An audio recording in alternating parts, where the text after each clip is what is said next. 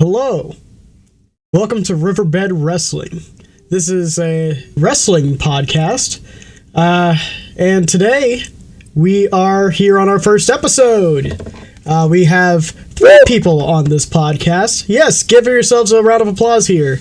Day one! Day one! Yeah, awesome! This is wrestling! Yes, women's wrestling! Okay. And my name is Sebastian. I am a wrestling fan. I have been a wrestling fan since early 2013. I started out with WWE, as many of us here in the old North America have.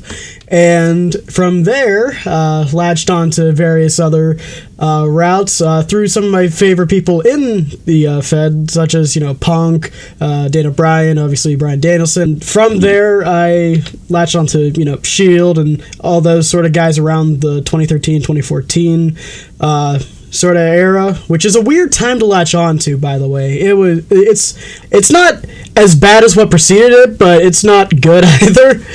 But with some of the cast of characters that they had there, I was able to latch on to other routes, such as with the then Dean Ambrose, now Jon Moxley, who's one of my favorites now. I actually latched onto him and found his old hardcore wrestling stuff over in CCW off of him. Found, obviously Ring of Honor off of Danielson, and more or less with what I look for in wrestling now is, struggle and just making it look as real as hell. And that's what I'm about. I'm about, the Sarays of the world who are psychopathic to watch in the ring. She just loves, giving people pain. I love, Seiki Akatsuki, who's, one of the rookies from last year, who does, amateur wrestling as her basis for her moveset. Stuff like that. For our co-hosts here, I'll throw it off to Kang and let him explain his fascination with wrestling. I'm Kang. Nice to meet you all. Nice to meet you. Nice to meet you. I've been watching wrestling for longer than Sebby. A little bit longer. I've been watching since the mid-2000s when I was around 6 or 7. And God damn it. I guess the kind of guys I latched onto, I started with WWE, like everybody. I actually started by watching Rock movies, Dwayne "The Rock" Johnson films, and being like, who's this guy? And they're like, oh, he's a wrestler. And I was like, okay. I started watching wrestling. And I immediately latched on to guys like Jeff Hardy, guys that were really charismatic and made you feel like you could root for them, I was a part of the Jeff Hardy 2008 big WWE Championship boost, that push. Whenever he had a celebration live on SmackDown, I was the most hype I think I've ever been. And of course, I also jumped in then to TNA, favorite guys being like AJ Styles, Samoa Joe, 2 of my favorite guys still to this day. To this day. And to this day. And then, as you always do in your teens, you think wrestling's not cool. I dropped out of wrestling. And when I came back to wrestling, somehow I came back to WWE in 2015 and 2016. But I also started watching your ROHs, the catalog back, with Danielson and Joe and McGuinness and all in classic ROH, And New Japan Pro Wrestling I jumped into, along with some other wrestling that I really recently got into, like most of Japanese wrestling. I've launched into lucha wrestling. I've gone into lucha. We've really wrestling. We've jumped into really headfirst wrestling from every single place in the world. This year, Sebby and I have watched wrestling from every single continent except for Antarctica because, duh. So we won there. Well, maybe, but I don't know. Probably he's a fucking psycho. He would have done Antarctica, I swear. Oh my god. Give me a Jun Kasai death match in Antarctica, please. You don't know if it's ice or light tubes. So yeah, we've been hardcore fans, at least I have, and I know my other co-hosts have. Hardcore fans to a certain extent, But the past couple years, we've jumped headfirst into being, fans of everything, of Joshi wrestling, of every Japanese company, of Mexico, South America, Africa, French wrestling, German wrestling, British wrestling, every wrestling. And I couldn't be more happy to talk about all of wrestling. Yeah. And some of my favorites right now, similar to Sebby, I like hard-hitting action that feels snug and real, like a fight with struggle. I like Suri. I like Shuri. Senka Akatsuki's one of my favorite wrestlers in the world right now, and she's been wrestling for about 13 months. So, yeah. And I like, of course, a lot of Japanese men's wrestling. One of my favorite wrestlers in Japanese men's wrestling is Gabe Kidd, who I would also say is maybe the most underrated wrestler in the world right now because he's so overhated. And I wanted to put that opinion out there for anybody that's stumbling upon this, that is a hardcore fan, and that hates on Gabe Kidd. No, I'm on that other side, and I'll see you there in a few years.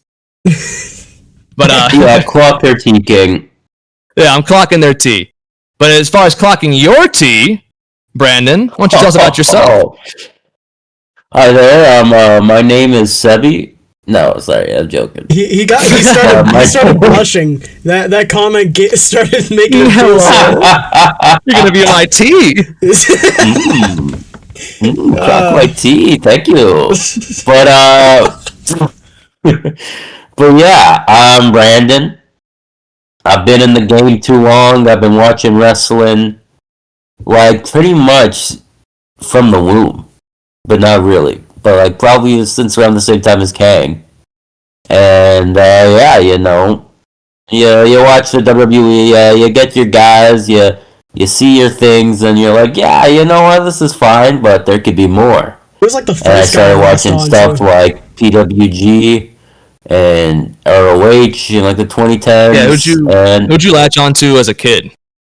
It's a tough one. I liked, you like the top guys as a kid. Like, I really like, obviously, when you see John Cena, you're like, John Cena. I'm like, let me get sick so I can meet him.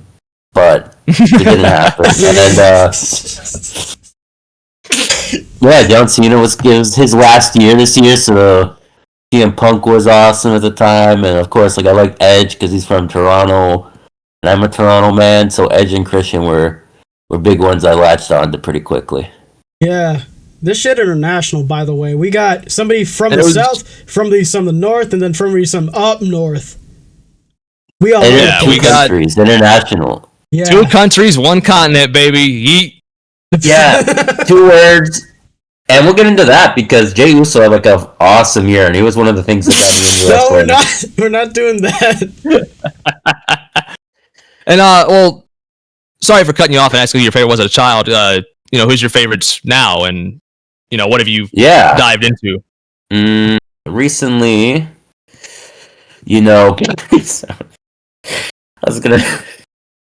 I'm big into Tessa Blanchard. I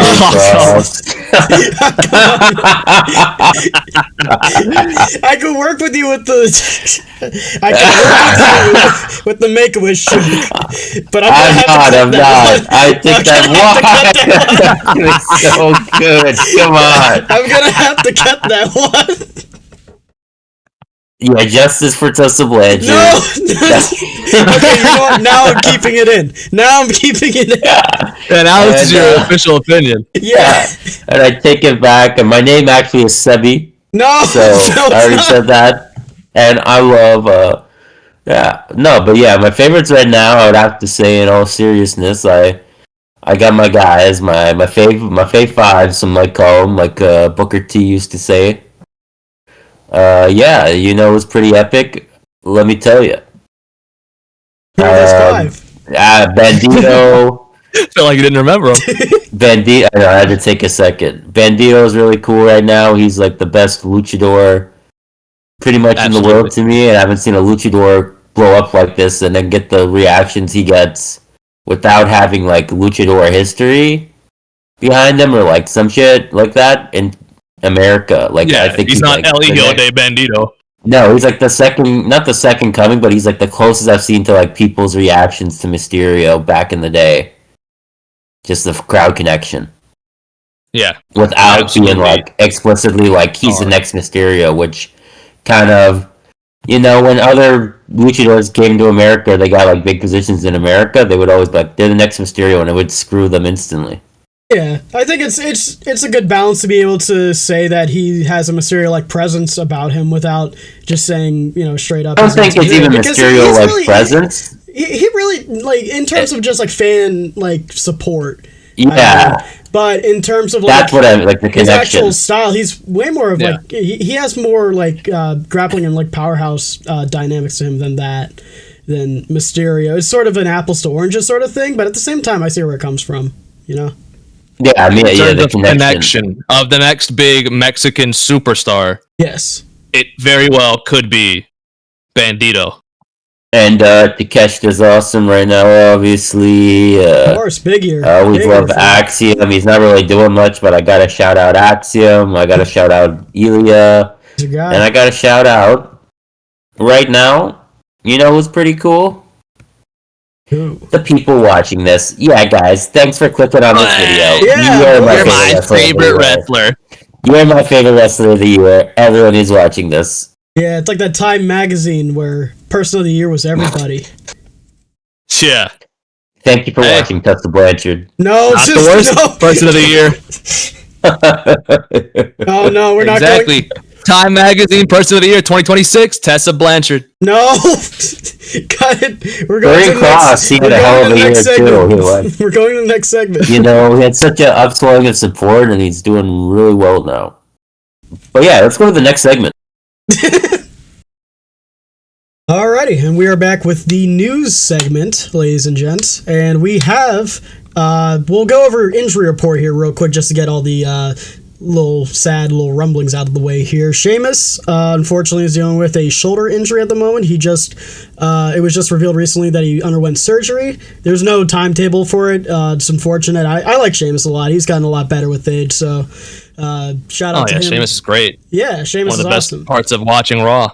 Yeah, and another thing for the injury report is Luchasaurus also dealing with shoulder issues. He was seen on AEW with a sling, didn't really do much, and in the match on the outside, he got rode off. Yeah, and then after the match, he got rode off. He got the barricade thrown onto his arm, so he's going to be out for a bit. Wish both of them the best, and hope they get better soon. It really sucks for Luchasaurus because, you know, just coming back after being out for so long to get injured right away does suck. That's what happens. That's a thing, though. It is a thing, yeah, for sure. I remember when Bandito came back this year, he got a concussion immediately. Yeah. That was crazy. And then his arm hurt along the way, too. He was banged up throughout it. Yeah. But sad news over, right? I want to talk about some really historic and important news. Yes. The Tokyo Sports MVP. The Tokyo Sports magazine is a fairly prestigious magazine in Japan. And the Tokyo Sports MVP is a very coveted award by every wrestler in Japan. It takes into account every wrestler from every single company and gives it to the one they consider the best. And it's through a multitude of metrics. It's not just, oh, you're the best wrestler. It's you're a top draw. You've helped your company grow. You've had great in-ring work. You've had success with championships. You know, a multitude of things. And I want to touch on some of the nominees and especially the winner for a very important reason. Because this year, we had, for the first time since 2010, a non-New Japan Pro Wrestling roster member win the Tokyo Sports MVP award. New Japan's representation this year placed second. His name, you may have heard of it, Hiroshi Tanahashi, the ace of New Japan. Go Ace. Yes, he received 5 votes in the Tokyo Sports MVP award race out of, I believe, 20. He received 5 second place votes, or first place votes, but he got second place in the poll. He is, of course, on his retirement journey, and if you don't know who he is, he's one of the greatest pro wrestlers to ever live, and one of the most important pro wrestlers for what New Japan's golden era of the late 2010s was, maybe the most important wrestler. So, him having, right now, 26 years into his career, a near Tokyo Sports MVP award is pretty impressive. We'll talk more about his retirement run later as we delve into Wrestle Kingdom news and previews. Yes. But I also want to touch on the third place vote getter. And honestly, for being real, I love Tana, but this guy is really second place. It doesn't really matter. They're all fighting for second because first is so far and away number one. But this guy I want to talk about too. He is Noah's top draw at this point, Ozawa, who jumped in January 1st last year, facing his former mentor, who he turned on and wrote some pretty terrible things and released some pretty terrible YouTube videos about his personal life in Kaito Kiyomiya. And Ozawa challenged Kaito and beat him for the title in his first big match at their biggest show of the year. And Ozawa didn't look back from there, and neither did Noah. Their capacity for their January 1st show last year was around 5,000. Just this past year, January 1st, 2026, it increased about 1,500 to about 6,500 people. Now, the show itself, we can talk about its quality, but the results are there to see. He puts asses in the seats, and he is, of course, incredibly entertaining. You love Ozawa, right, Brandon? Ozawa, yeah, he really. I saw him online this year. I saw him on my Joy feed from my cell phone on Twitter, and he was breakdancing. He turned my Joy thief into a joy giver. Yeah, he and does. I was like, neuron activated, man breakdancing. This is awesome. He breakdances. He makes fun of people during matches. He runs outside the ring and does whatever the fuck he wants. He does cartwheels. Like dance. He does good for him. He wants. He got set back, but he came back. He really just did an expose on the guy and was just like, yes, I will profit from this. Yeah, he is deserving of a nod and definitely deserving of you to check him out. He's young and he's hungry and he's really, really entertaining to watch. And his top 3 in the votes for Tokyo Sports MVP for another non-New Japan pro wrestling company. That's impressive. I got some news. I got some news for you too. What is it? Different kind of news, but this is more good news. Something you want to see. Maxine Dupree marries NXT star Cam Hendricks. They got married at the La Playa Beach and Golf Resort in Naples, Florida. 180 guests in attendance, and they say it's a beautiful ceremony. The La Playa Beach. That is wonderful news. Right. I got more news. Where love is love. Love is in the air clearly in the wrestling world. Oh? Yeah. A wrestler got engaged. Lucha Stars. CML Star, I might have a hard time pronouncing his name. Esfinge?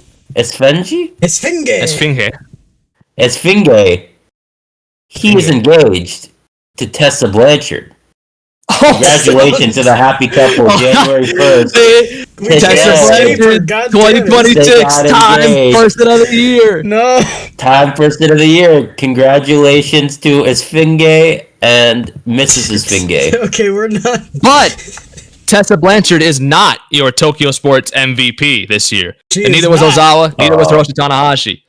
But I will say, 3 in the list. No, she may be number 4 though. I will say, it is, in fact, for the first time ever, while it's not Tessa Blanchard, for the first time ever since 1974 all the way to 2025, there is a woman that has won the Tokyo Sports MVP. She's broken the glass ceiling. Like I said, it's not Tessa Blanchard, so don't get too excited. It's only Saya Kamitani, the Phoenix Queen. Saya. Now, reflect on her. She was a baby face, a good guy or a good girl. But then, some bad things happened to her. Some people she loved left the company. A lot of things happened. She wound up turning. She wound up saying, I'm evil now. Golden Phoenix is dead. Phoenix Queen forever. And she joined the newly formed faction off of a Oedo Tai.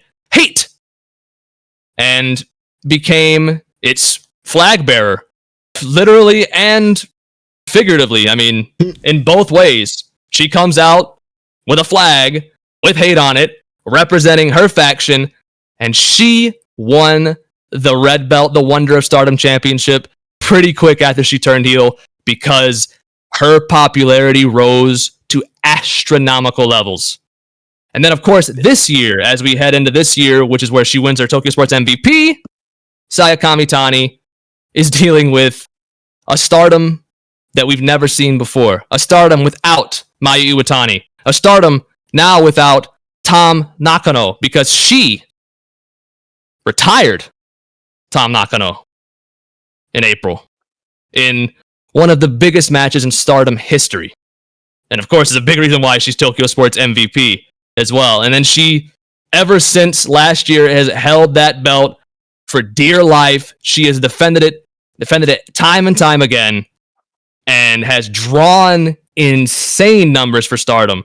Like I said, without Iwatani, without Tom Nakano, their two biggest stars of the past 10 years, Stardom is doing better business than they've ever done before. She's the single biggest needle mover, the single biggest ratings draw relative to her company's popularity in Japan, and absolutely deserving of the Tokyo Sports MVP. The first ever woman, and I mean, hell, if she keeps going like this, she might win it again next year. Yeah, if she keeps up with her a massive output of great matches, like from this year, like it's insane. Like her work with like Suzu Suzuki, Tom Nakano, let's see here, like she's put in plenty of the work. Azumi, back in August, that was one of the best matches of that month. Yeah, she's definitely had entertaining match with Momo Watanabe. Just recently, Saori Ano on December 29th or whatever, just a few days ago. Match with her, like she's put in like the work, and it's paid off for her completely, and it's paying off for Stardom as well.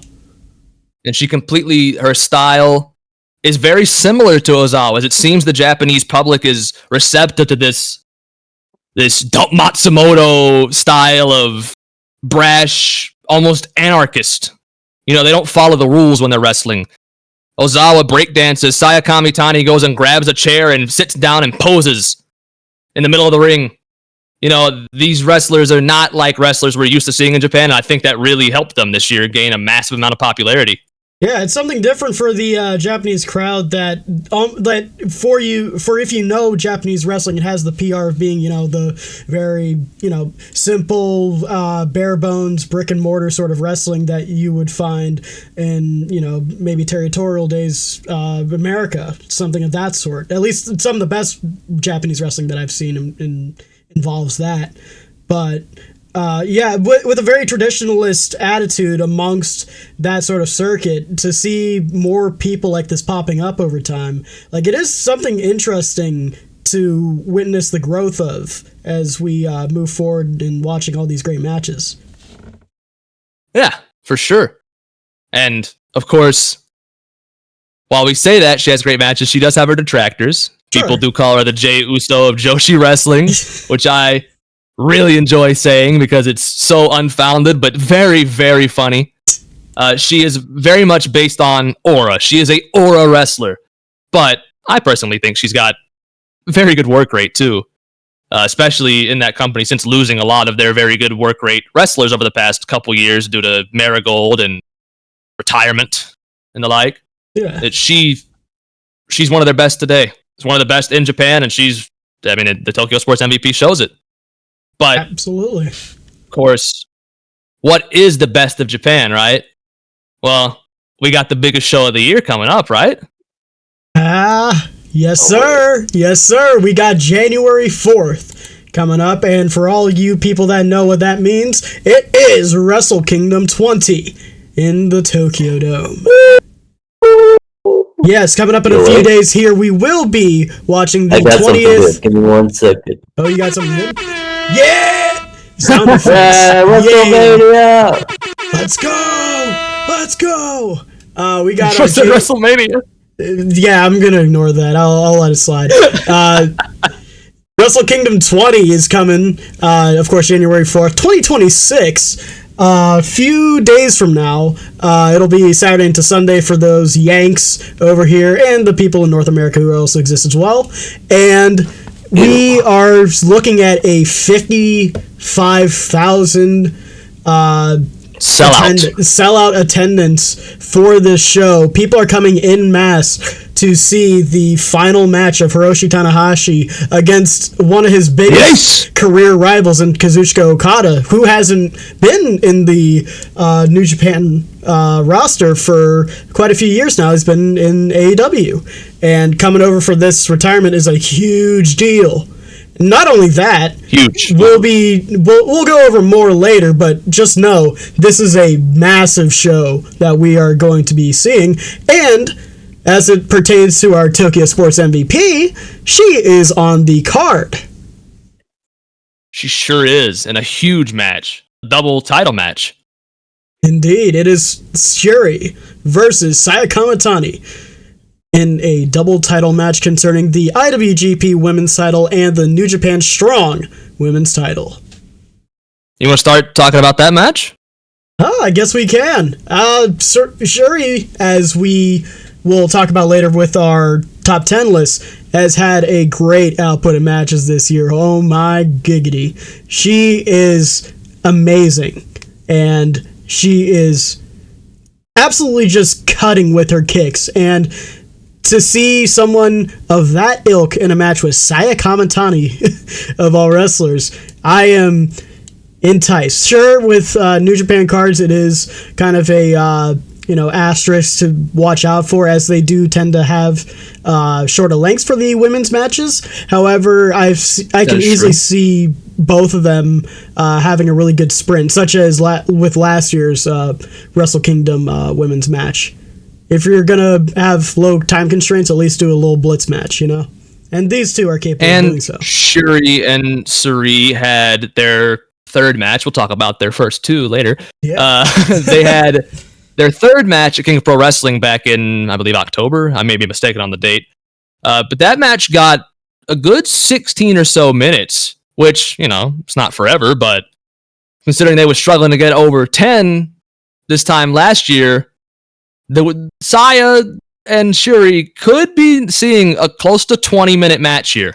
I would not be surprised. And if they get that amount of time, they just might steal the show. And of course, it's a double title match. Shuri defending her IWGP Women's Championship, the most prestigious belt potentially in all of Stardom, because it's only been held by 4 people, and they're all legends. And then Saya, the biggest draw, she is, of course, New Japan Strong Women's Champion.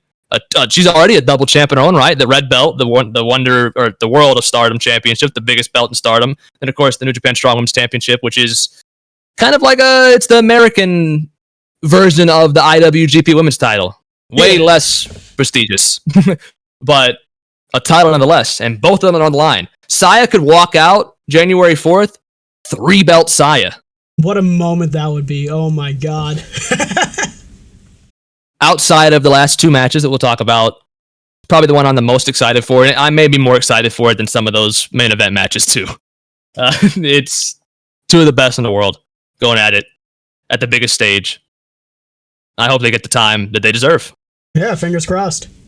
But that's not the only match on the card, and it is a match that we chose first because, well, looking at this card, it's there's a lot of filler, I would argue. Yeah, unfortunately so. You want to go kind of in order now? Yeah, I'll go in order. That was, I believe, the third match on the card. If you're looking for order, that's about match number 3. There's a couple matches before that. Yeah, it may actually be the first match on the card, but pre-show match is what we're going to talk about. Yeah, we'll discuss the one pre-show match is listed on here. El Phantasmo versus Chris Brooks for the World Television title. A match between 2... That's a sleeper. Yeah, a nice little skinny white dude battle. That might be nice. Because ELP, as we all know, is incredibly over. Shout out to my main man Barry. He loves El Phantasmo and his nipple twisters. Yeah. And of course, Chris Brooks of Schadenfreude of DDT. He is not a New Japan wrestler, but he is one of DDT's biggest top gaijins and has had some really good matches this past year. Yeah, he's always a nice face to see around over his career. Yeah, it's nice to see him at the Tokyo Dome.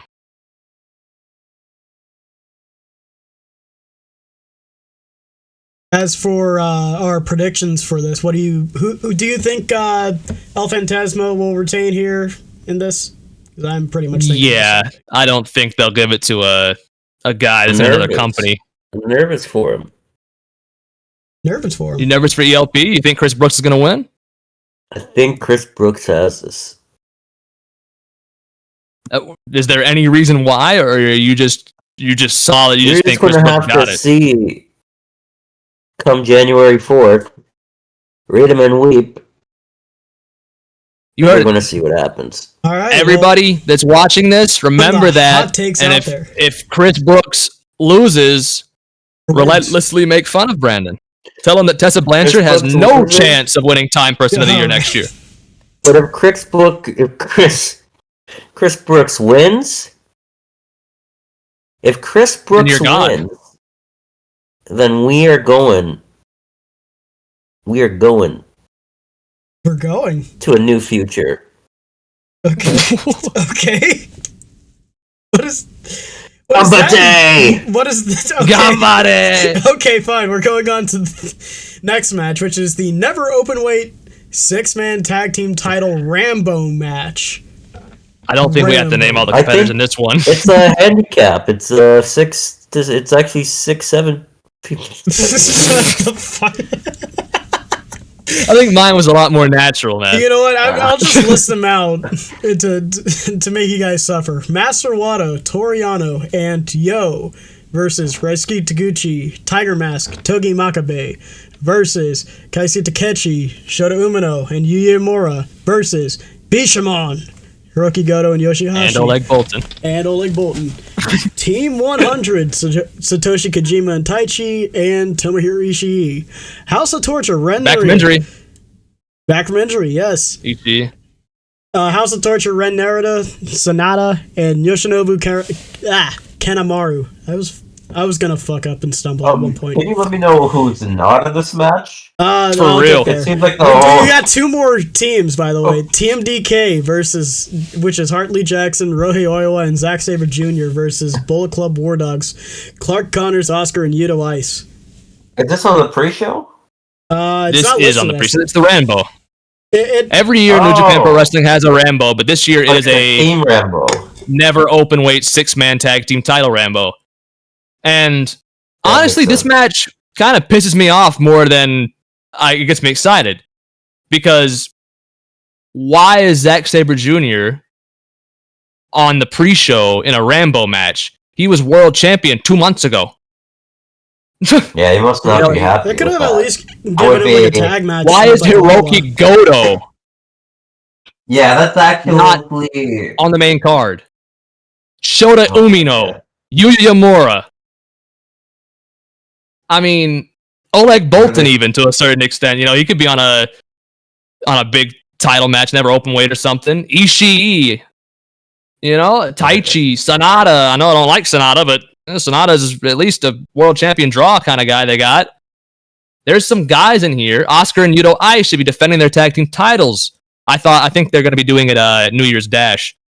But yeah, I don't give a shit about this match. You know, it makes me angry that there's so many good wrestlers that are just being put on this match to just be on the card. Yeah, and I like the Rambo generally. It's a nice little wake up the crowd sort of thing on the pre-show. But it's just but more often than not, it's just some of the undercarders and maybe a few mid card names here or there. Yeah, it's a fun little match. But when there's so many of these guys that could be utilized better, it takes some of the joy away from it, unfortunately. So who do you think wins? The fans. I mean, because of the whole contract thing, I'm a bit skeptical to go with War Dogs unless they know for sure that Connors and Oscar and Yuto Ice are for sure coming back. But I'm more inclined to go with TMDK. I would be, but they have a very obvious man who's taken a fall, and that's Hartley Jackson. That's true. Yeah. I think you're probably most likely to see a retainment from Wato, Yano, and Yo. Or maybe if they wanted to go crazy, Shota Umino, Yuya Uemura, and Kaisei Takechi of DDT, I believe, right? That is, Takechi is the DDT young guy? Yes? I believe so, yes. Looks like Takeshita. Doesn't wrestle like him, though. Don't confuse them. I think they could potentially win. But all in all, I don't give a toss. Yeah, that's unfortunate. Brandon, what do you think? I'm very nervous about this match. This is not for anything. This is just what you think's going to happen. Yeah. I'm just nervous. Like, You're one putting the future on the line for every match. do you think there could be a fan revolt from this? No. Not really. We're just making a big deal out of Just nothing saying that that wrestling fans top usually do. people. Yeah. I know. It's just really, it's really weird. It's really weird, but I think the winner, I gotta go with Taguchi, Japan. Fuck. Fuck it, bro. Yeah, let's Imagine Taguchi, The funky weapon time. 2026. let's get Funky Toki weapon Makabe for the one win. last title, bro. We gotta get him some. Funky weapon time. That's a great prediction. But as What's we the go next on one? to the next match, we discussed Suri and Saya Kamitani in already detail. But who do you guys think is going to win? Ooh, between Shuri and Saya, that is tough. I think it has to be Shuri, simply because it's just so many belts on Saya. How many commitments can she possibly take? Right. You know? I think Shuri probably wins, then winds up getting a red belt shot out of it. And then probably losing. But I think this is a start of a rivalry, maybe, rather than just like a big one-off match. Yeah, And I think especially Shuri if they picks up are the going to be limited on time as well. Like, they can definitely, like, reach beyond what they can do at a later point. Though I am still pretty excited for this match. Like, these two, like, even with a time constraint, they could show off like nobody else. But And that's what I think is going to happen, but I could easily see them going, oh yeah, Saya, biggest draw, let's put every belt on her. Plus, too, like, if the Rambo is on the pre-show, that's only like 6 matches announced for the main card. Yeah, they might be getting a lot of time. Yeah, The card is finalized. This ain't no WWE, AEW, North American bullshit. The card was finalized 3 weeks ago. yeah, there's no standby matches here, you know? What about the surprises? Do you think we're gonna get run-ins? Well, if you want some surprises, the next match, right? Yes, we have a 10-man tag team match as Bullet Club War Dogs, consisting of David Finlay, Joe Maloney, Gabe Kidd, and with them, Hiromu Takahashi and Shingo Takagi. That is a weird-ass team. It's stacked as hell, team. but weird. But they are facing off against United Empire, and consisting of that group is Hanare, Great Okan, Callum Newman, Andrade El Idolo, who is everywhere but nowhere at all, and we have a mystery person. And it's crazy that Andrade El Idolo is not the mystery. I know. Yeah. He's, we don't know what company he works for. And we don't know who their tag team partner is going to be. I mean, who do you think it could be? I have no TJP? Honestly, That makes sense. the fan. If The fan. this is such a random ass faction, I wouldn't be surprised if it was anybody. To be honest with you, with this I got specific one. I group, got a we hot have take. Andrade, Callum Newman, Great Okan, and Hanare, and it's honestly with Andrade being in United Empire, it's a nice little wrinkle. Don't get me wrong, but it could be anybody. Put it What's your hot all take? on black. I'm putting all on black. Roosh. Oh. Ooh. I think That's Roosh is Coco out with Blanco. injury right now. I'm pretty sure. As of now. True. I mean, you never know. Well, if you want to say that, then I'll say United Empire's former leader, Will Ospreay, who is confirmed to be in attendance. Oh, shit. Obviously, I don't think he'll be there. He's still recovering, but Great Okan needs him now. never know. Did he get along No. well with Great Okan? Of course he did. That was his, really, like his, not his second hand man, but it was, it was his funny guy he kept around. Wasn't his right hand man, his left hand man. Jeff Cobb was the right hand man, I would argue. But Riddle Khan, he's in for a big year. Imagine if we ain't seeing JC Mateo. Imagine if it's Jeff Cobb though. Who do you think's gonna win? Because for one, I don't care. This match is another match that is a filler match. Yeah, I mean, I'll tell you the ones that I'm excited for. We've only had one so far, and it's the women's one. Yeah, I'm gonna go with United Empire just based on they have a mystery guy. Occam's That's a razor fair approach. way of putting it. I think I'm gonna go Bullet Club War Dogs. I think the surprise guy is gonna be underwhelming.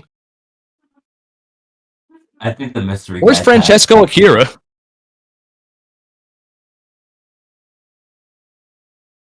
That's my question. Where's Akira? What if it's just Akira? You think they win then? I'm going War Dogs then. I convinced them. Yeah, That was easy. yeah. I'm an easy. Once you explain something, that's when it becomes easier. Yeah. Plus, I'm a I think drill guy. These are my dogs for real. These are my dogs for I real. think if X is interesting and like an actual person that can actually make an impact, I do agree that the United Empire probably win. Yeah. But if that's not the case, Bullet Club War Dogs is kind of stacked. I could very Yeah. easily see them winning. Oh, that's a lot to know.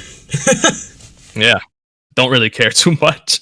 Well, Killer Cross. imagine. That's the big. That's the big.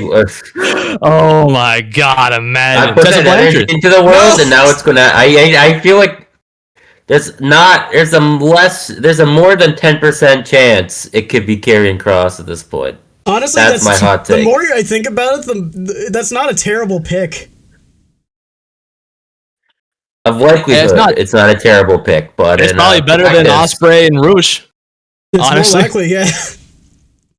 But the next match is for the IWGP Junior Heavyweight Title #1 Contendership 4-Way match. Taiji Ishimori versus El Desperado versus Sho versus Kosei Fujita. Now this match, similar to ELP versus Chris Brooks, I feel has potential to be a sleeper hit. I don't think it has a relatively high ceiling, but I think it could be a pretty fun match. And of course, I think it's the 4 best juniors except for Hiromu, who is in the previous match. It should be pretty interesting. I don't really know who I think might win. I'm one to root for Kosei Fujita in this, and it'd be really awesome if he Me won. too. If they want to go with like just safe pick, I'd say Despy. Yeah. My heart is going Fuck towards the safe Fujita. pick. Yeah, we go Make with a Fujita. star. Kosei Fujita, the best junior heavyweight wrestler today, is what I say. And of course, he's going to lead the future of the junior division, so might as well start now, right?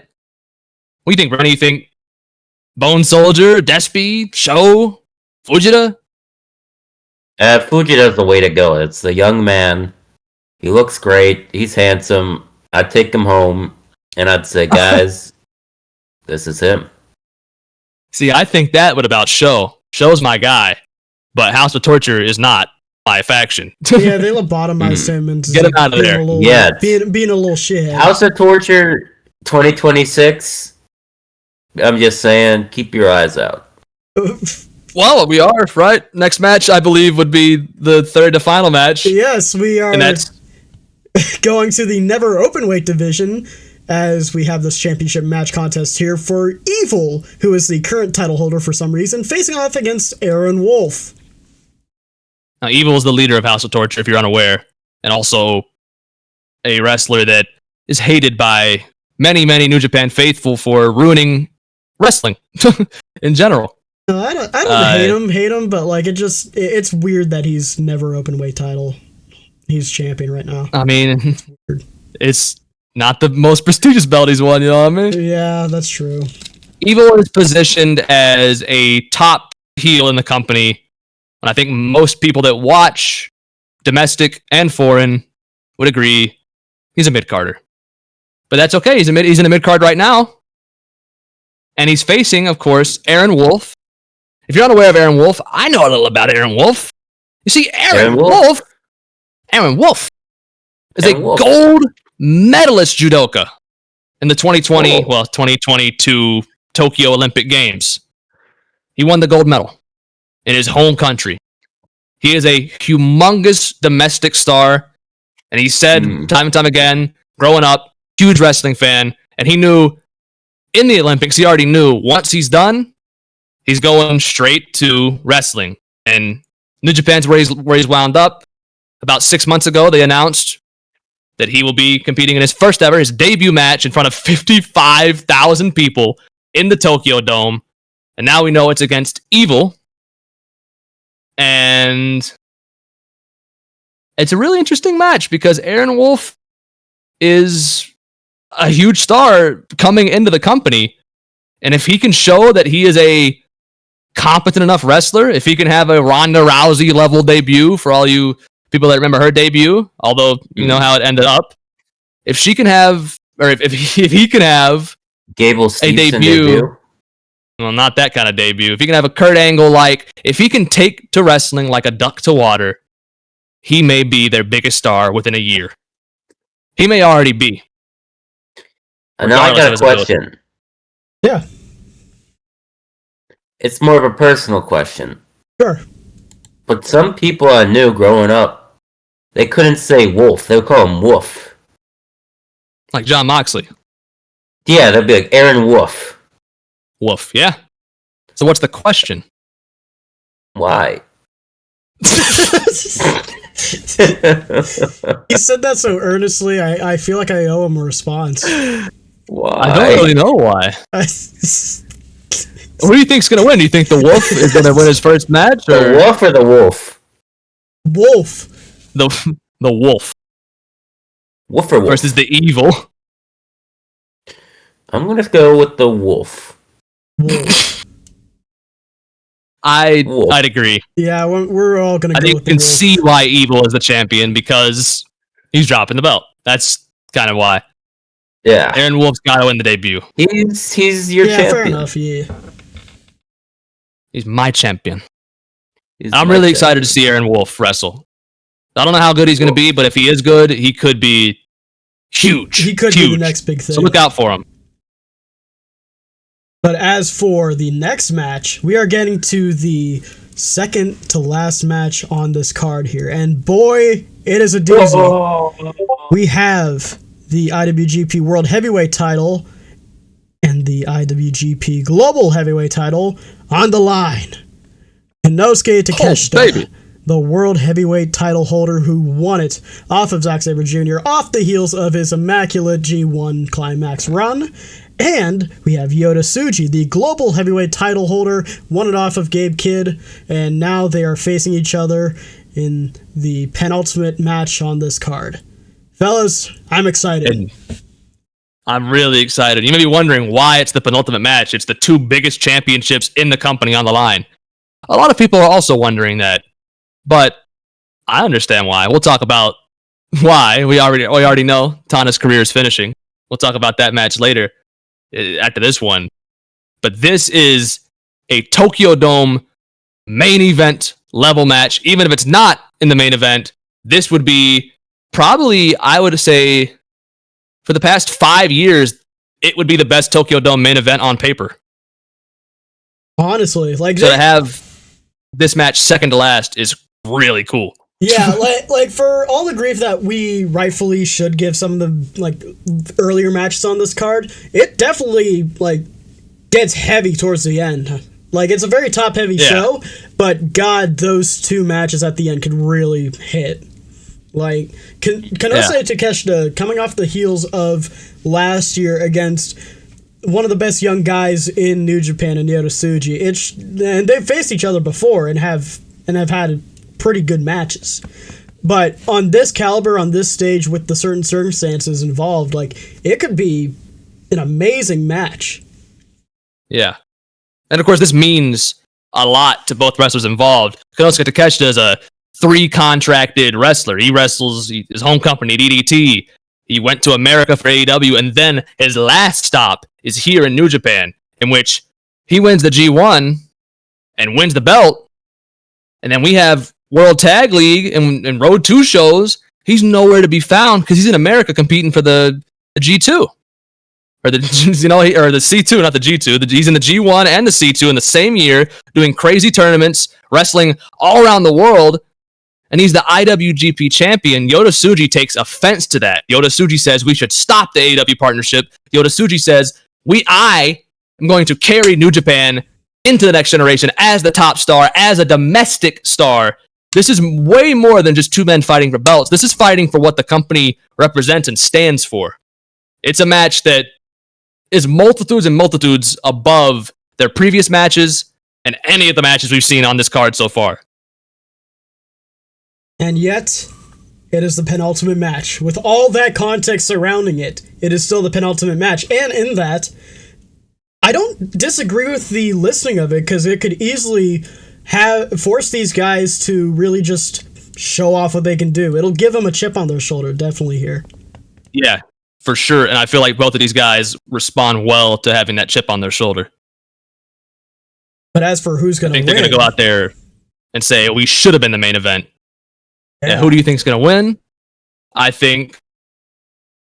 hope, and I pray, my guy, since a young lion, Yota Tsuji, does what he says he's going to do. He's going to win the belt, take it away from that foreigner, and be New Japan's top draw, be New Japan's top guy, leading them in the future, the Gene Blast generation. Yeah. That's not a bad generation to be a part of, and that's the future that I want to see. And I love Takeshita, don't get me wrong, but I'll be rooting for Tsuji all day. Like, it's going to be a spectacular affair. Brandon, what do you think about this match? Who do you think is going to win? My genes are ready to be blasted. That's succinct right there. I think we can all agree on that. Fair enough. As we go into the main event here, just know, with all of that being said about the previous match and what it means to those competitors, this might overtake it somehow, because this is the final match of the career of the ace, Hiroshi Tanahashi, as he faces on against his longtime rival, coming over for a brief stint before he goes back over to AEW again, Kazuchika Okada. This is a big one. Yeah. You want to tell us more a little bit about their history? Yeah, so we've been actually watching quite a few of Tom's matches in the lead up to this retirement, this date that ends this illustrious career. And if you want to know how illustrious, well, we've watched an absurd amount of Tana's career, and we still have an absurd amount left to watch at hand. We have about 16 matches recommended based upon user ratings, and just there's so many good matches that he has been a part of, and it's hard not to see why. He had the strength to be able to do very skilled grappling. That's part of him that was so underrated back in his prime. When you watch his matches, you see why he was the ace, why he was the direction that New Japan went after as a way to get out of their dark ages. Like, he is that guy. He was a light at the end of the tunnel. His charisma jumps off the screen when you see him. Yes, and he was the figurehead. He was the guy for New Japan until this young little plucky upstart came along, Kazuchika Okada. He came back from excursion from America, and he became the Rainmaker. And this character, though it didn't yield the best results at first with weird-ass blonde eyebrows, he found his footing the day after Wrestle Kingdom as he beat Hiroshi Tanahashi in an upset victory for the ages. And since Tanahashi, 11, I believe, title defenses. Yes. Of the IWGP Heavyweight Championship. It was an absurd and win. And a young he upstart came out beat of nowhere. him. And then he became this godly ring general for New Japan, and he became sort of their figurehead for a while. Their head honcho, their golden boy. And It's just insane. It says a lot about a wrestler if they're a star, but also if they're able to make stars as well. And Tanahashi, during his prime years, did that with Kazuchika Okada. It could be argued Tanahashi made multiple people. Oh, not he just brought, him. When Not just Shibata him. came back, Shibata immediately got a boost from a couple big time matches with Tanahashi. He had the big time trilogy with heel Naito in the mid 2010s, 2017 and such. You know, he really makes people. Nakamura. If you beat Tanahashi, of course, Nakamura. He said, "I'm gonna snatch that chain, Shinsuke. I'm the top guy." Made Shinsuke turn into a completely different human over the course of his career because of what Tanahashi instilled in him. Tana is the lifeblood of New Japan Pro Wrestling. Hell, he's the fucking president of New Japan Pro Wrestling. You know, he is everything that New Japan represents is Tanahashi, and Tanahashi is everything that New Japan is. They rigged the election for him, though. They really did. They just gave it to him. And of course, like you said, Okada took that role from Tanahashi, and they have literally double-digit legendary matches over the course of the last 15 years or so. It's an absurd output, genuinely. Yeah. It's ridiculous. Their floor for a match seems to be damn near great. And of course, Tana, if you don't know, Tanahashi's knees don't work. His body is failing him. But this entire year, Tana has fought valiantly. He competed in the G1, got his 100th G1 win. He competed for multiple titles, multiple different companies. I've seen him show his ass, literally and figuratively, this entire year. I've seen it. And of course, like you said, Okada going to AEW, leaving New Japan pretty much right in a point where they needed him really badly. Like I said, we're looking at Yota Tsuji in the last match to take that mantle and be the future of this generation because it's all fucked up. Okada should still be that guy. Okada should still be here, but he's not. But for one night only, for his greatest rival. Yeah, I'll say it. For his greatest rival. Not Kenny Omega. Tanahashi. He has returned and looks to retire him. Although it can be argued that if you're going to retire anyways, you're not retiring the guy. He's going to retire whether he wins or loses, but that's my personal problem with that kind of thing. It doesn't really matter. A very important match. Like you said, this could be argued, and it has been argued, to be more important than the two top belts in the company. That shows how important Tanahashi is. But the question is now, you think he goes out with a win, or you think he goes out on his back? I think he loses. Fair. It's pretty simple. Okada's just better. Okada is in his prime and better at wrestling than Tanahashi right now. To do to lose. If you're going out, you gotta. He's a real worker. Yeah. And what do you think about? Because Brandon, you more so than me and Sebby even were watching New Japan when this rivalry was at its peak. You were watching it live. We watched a lot of it live, but I feel like Brandon was tapped in much earlier. Yeah. So what do you feel about a guy that saw Okada Tanahashi 10 plus years ago live as a teenager? How do you feel about a match happening right now like this? I honestly couldn't. I was so stupid at the time. I was like, this is pretty good. And, I wasn't realizing, like, of course I watched it and enjoyed it, and I could realize these were but it's hard to understand the context of everything. I'm glad I did more research now. Yeah. And, yeah, I think, honestly, it's the right person to get the best match they can have right now. Yeah. And also, probably the right person, as far as historical significance, too. Even more than a Shinsuke Nakamura, which is what a lot of people wanted. Simply because they haven't wrestled a lot. Though. Yeah, and we got a little 5-minute exhibition with Shibata. I wish we had got more. But I was happy to get at least that. But yeah, I'm But excited to see what's going on. Tanahashi's the GOAT. He had a great, you know, the people love him there. You see the tickets are selling there. You don't see tickets sell like this for Wrestle Kingdom the past many years I've seen Wrestle Kingdom. literally Watched on your live, but many I don't think years. it's been anywhere close to this. This is the highest attended. I don't think it is the.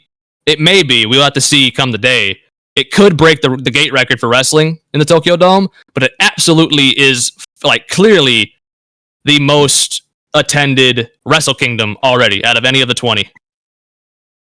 It's gonna be hot in there. It's gonna be Yeah. like I hope like the dark horse matches really show out. Some of the card can be a little lacking, but hopefully the atmosphere and the high end caliber matches towards the end lift it up quite a bit.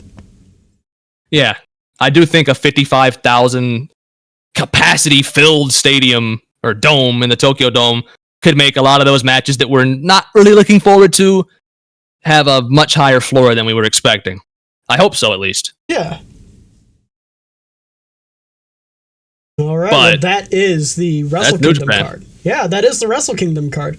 And we'll be going over the matches next week with what we thought about them, how it went.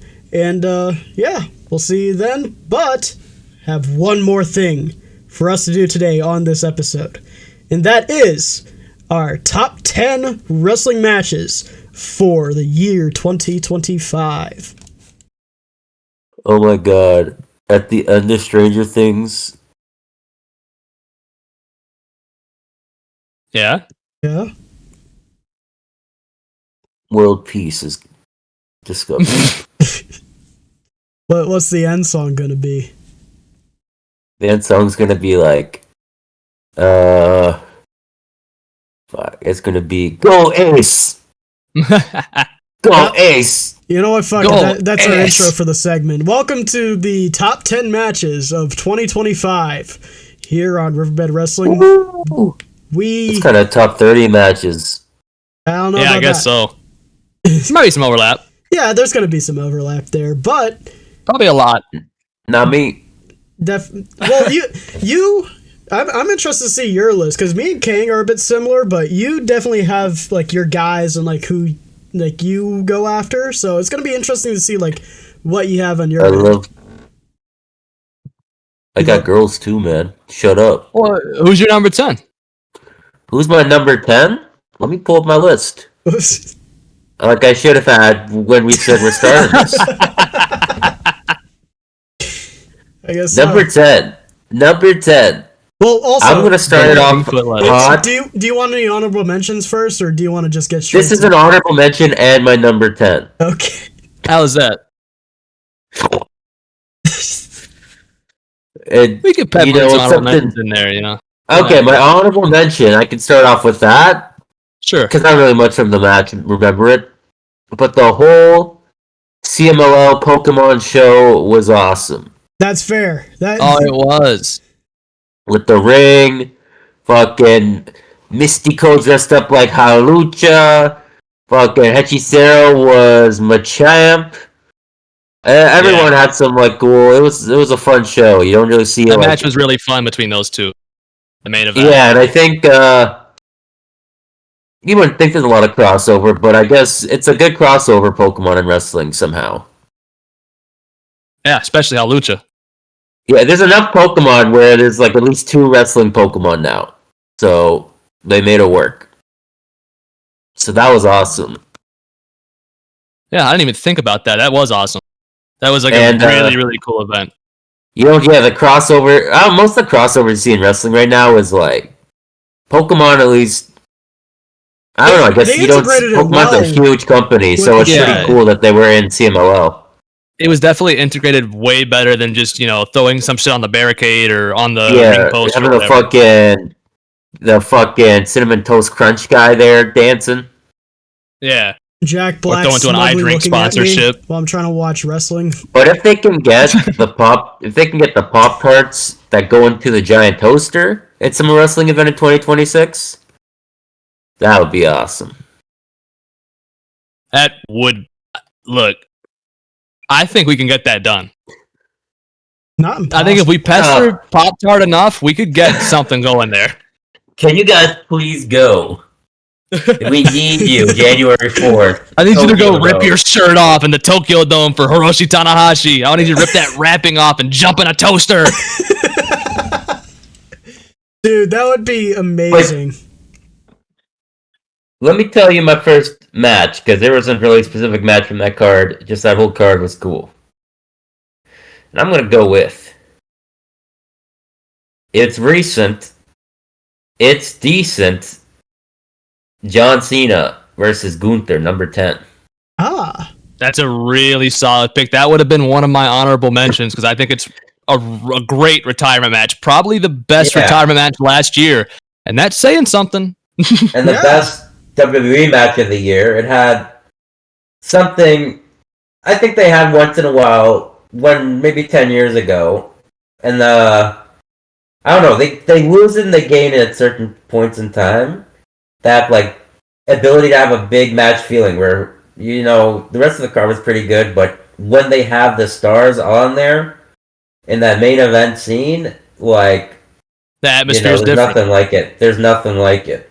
And that's how they got so like successful, obviously, and probably running other people out of business and stuff like that too. But you know, it was it's a feeling you don't see much nowadays. Cena was everyone played their part. And I don't know what the fucking mass hysteria was for the finish. When that was like the finish, we all literally I thought was going to happen. And I'm not trying to sound like, I guessed it. I thought that like the finish, you would take 5 seconds to think that's going to happen if it all goes well. It was teased on you think Raw as well in his this. promo. I'm about to say, Gunther said outright he's going to make John Cena tap out. That was his goal. Yeah, and he did it, and Gunther's a really good choice. I couldn't think of anyone else who could retire him there. That would be interesting. I love me Big Gunt. He's awesome. You know, they could have had, we'll see. You know, we'll see if he stays retired. Yeah, we'll see. We'll see if that Saudi money comes calling. But yeah, I agree. That was probably the best match from WWE this year, and I'd say the best retirement match this year. But I'll tell you, for later, some other ones. That might not be my only WWE match. Whoa! On here this year. Yeah, Keep it locked. I will on say, this YouTube channel.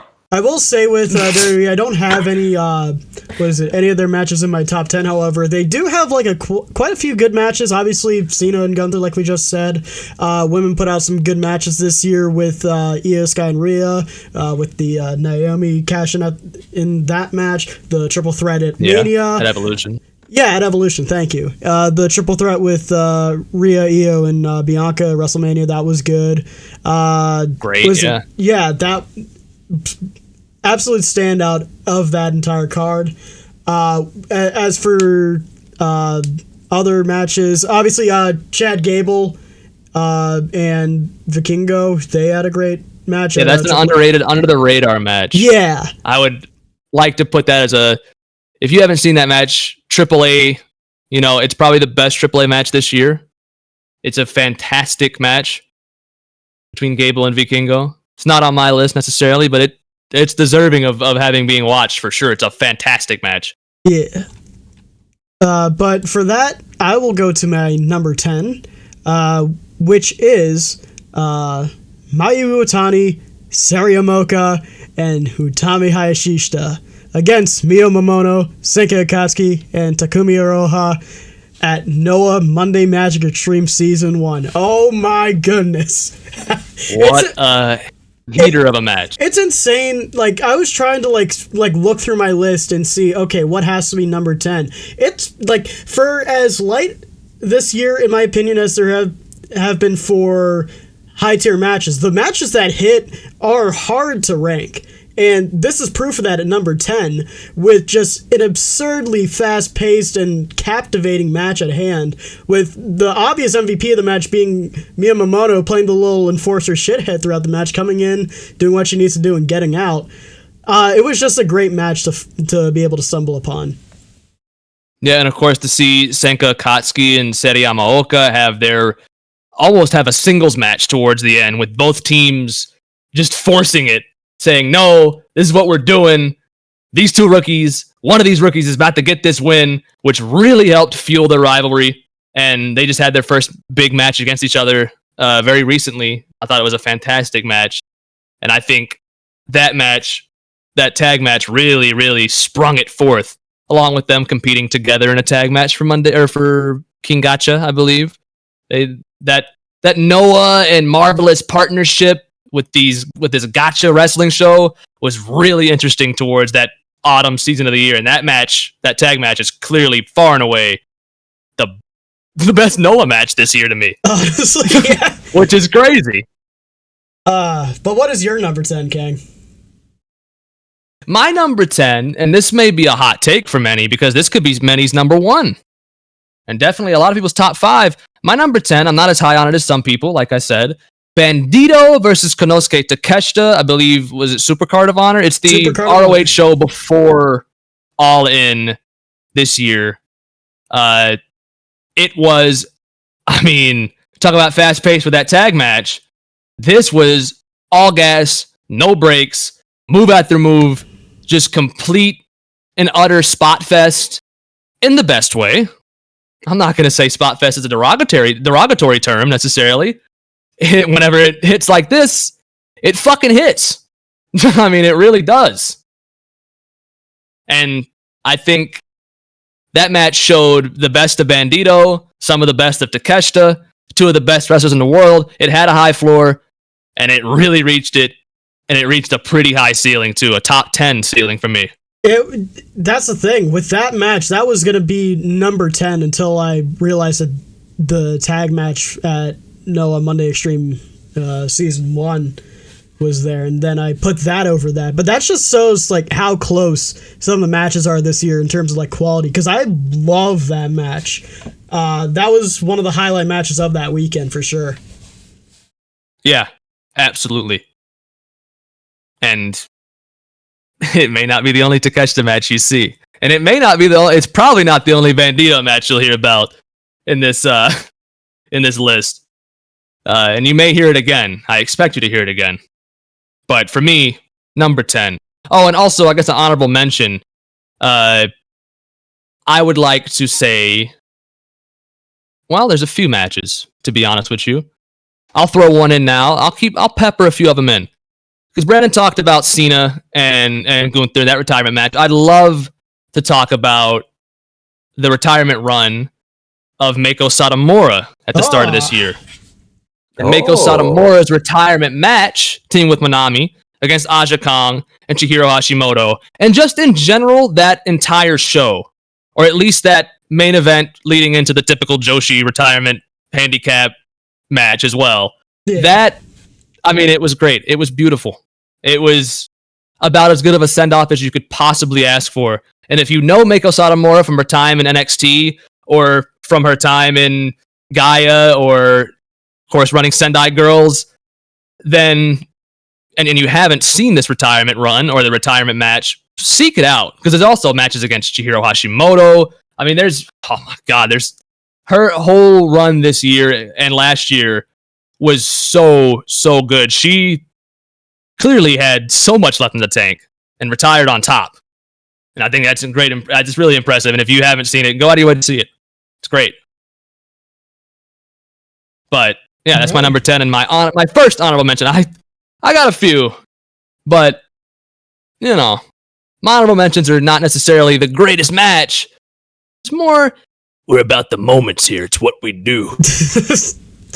Well, as we go on, we are going to our number 9 matches on our list here. And Brandon, what is your number 9 match of the year? Hello, yes, I'm Brandon. Hi. I thought you were Sebby. What? That's the other guy. Hi. But yeah, we're gonna keep it on the roll. You know, we're gonna keep it on the roll, and I had a lot of fun this year. This is probably his best match of the year. One of these guys who, not the best year overall, but he came in and out. But someone I like. MJF, he went over to Mexico, and he had his fucking best match of the year with the King of Mexico, Mystico. A bloody affair. Yeah, it was a different side of MJF you usually see. It's the side we should see. Mystico, he's Mystico. And even the guy, I think Serpentico is a great manager for MJF. Like, I've never seen Serpentico so locked in as a part of the show. I think he should. There's some money there. Yeah, the MJF American gimmick really gets over in Mexico for obvious reasons. And that match, yeah, it's his best of the year. It's a great match. It's one of my honorable mentions as well. It's a good way to see that match, to see the hero, the legend that is Mystico.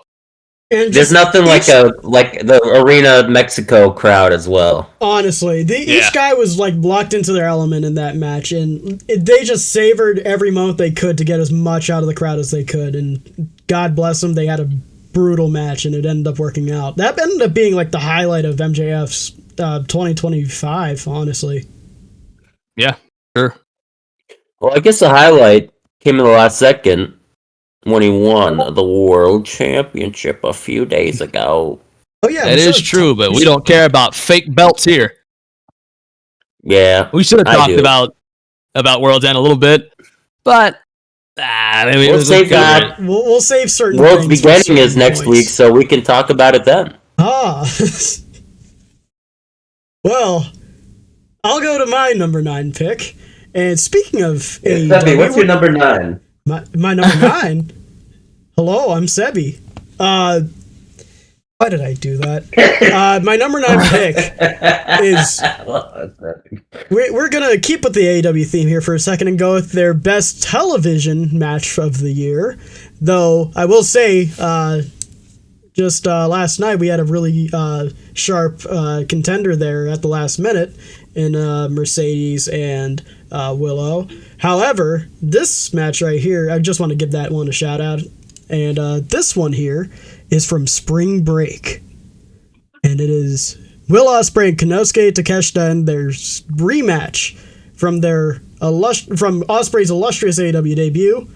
And they tore the house down on TV. Boy howdy, do I love this match. These two in the ring is just counter after counter, just watching them go at it. When you see wrestlers enter a flow state, there's nothing like it, and these two know how to do so. They wasn't making fun of you. Tore the house down. I mean, another one of those matches. Takeshita's prone to them. Big time, spot fest, athletic spectacle matches. And some people have, dissenting opinions toward that. Personally, I think Takeshita may be the best wrestler in the world at that style. And if he's not, well, you know who is? Will Ospreay. Whoa! So when you put these two together, their chemistry is off the charts. And so far, at least to me, and I guess to Sebby and Brandon to a certain extent, I don't know exactly their opinion, it's a 5-star floor. Yeah. They have a transcendent match every time they touch. Great number 9. And that's crazy that's number 9 as well. Honestly. Think about what we got coming up. My number 9... There's so many numbers. Oh, I'm Sebby. My number 9 is a women's match. Woo! Let's go, Joshi Wrestling! Women's wrestling. My number 9 happened this February in Stardom. It was Starlight Kid defending the white belt, the Wonder of Stardom Championship, against Rina.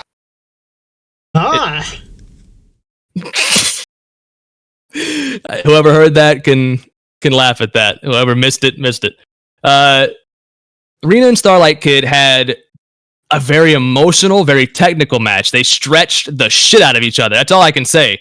If you watch the match, go out of your way to watch it. It's one of the best this year. They absolutely tore the house down with just submission hold after submission hold. And of course, Rina with her mentor, Hana Kimura, having played such an important role in her life. She was using Hana Kimura's moves. She was putting her all into taking the belt, not just for herself, but for her mentor who passed away a number of years ago. It hit the The work rate highs, it hit the emotional highs, it hit every high. It's a 5-star match. My number 9 of the year. It's interesting you say that because, spoiler alert, for my list, this one is number 6 for me, personally. Sure, it's not... I feel like if I was around for understanding Hanakamura a bit better when she was around and that story, and I was there at a prior time, I could maybe see this being like one of my favorite matches this year above where it's at currently. However, I wasn't there and I only started really watching Joshi within the past like couple of years, so I don't have that personal connection to it, but all the other elements of this match like freaking hit. Like, this went into another zone of brutality once Rina like spit into SLK's face. Yeah. Like, she locked in and just aggressively attacked her, and just going after her leg for the stretch muffler. Like, there's nothing like a Starlight Kid stretch muffler. Nothing like it. Nothing like it. You're absolutely right. And I guess for an honorable mention for the sake of that, because I would be remiss if I didn't mention this match. Another Stardom match, another couple matches, honestly, that we didn't have maybe the same emotional resonance with that some longtime Stardom fans did, and they might be wondering if they're watching this, why is that not here? For me, at least, I can't speak for Sebby and Brandon, but Tom Nakano versus Saya Kamitani. Their couple of matches this year, which were huge ratings draws, huge just everything, gigantic emotional, big time athletic matches. I'm not as high on them because I don't necessarily have the connection to the two of them that some might have, and the connection that they have. I'm aware of it now, but I really wasn't when I was watching, so it doesn't hit us the same. I might need to rewatch it. It could be one of my top 10 matches this year. But I want to highlight both of those matches early in the spring. Yeah, I have that for sure. As like on my list. For background information for those that are listening, we keep up with these matches on like our own sort of like scales and sheets and whatnot. He does it by month. Kang, he does it by month and by star rating. I do it on a list 1 to 100. I put the match from Stardom All-Star Grand Queendom between the two at a 91. So trust me, big year for these high-end matches. That's not even like on my top 10 list, and it was a really good match. Really, really good. I mean, the first one with Saya hanging her in Osaka Joe Hall was, amazing. Yeah, so I wanted to talk about those matches. If you are maybe a lapsed fan of Stardom, or maybe just want to get into Stardom, you can maybe watch some video essays about the two of them beforehand and their connection and their relationship, and you go and watch that match. The emotion that you'll feel is tremendous. I mean, perhaps out of any series of matches this year, it's the most sappy, emotional cry fest. If you like that kind of thing, that's your thing right there. Yeah. Well, on to the next level here with our picks. Wait, Brandon, did he have a number 9? He did, yes. Okay, well, did you get my number 8? Did you do your number 9, which was... Yeah, that was Rina Starlight Kid. Rina Starlight Kid, perfect. So my number 8 is a very popular match here in the good old United States. It is kind of the crowning jewel for AEW's Summer of Success. It is Adam Page versus Jon Moxley at All in Texas. Now, here's the thing. We are going to have... I can feel that there's going to be a bit of differences in how we see this match, not in terms of quality, but in terms of perspective, because, Kang, you were actually there. I was there. Although I will tell you, it is on my list. It is number 7 on my list, the very next match after. So we have fairly similar opinions on it.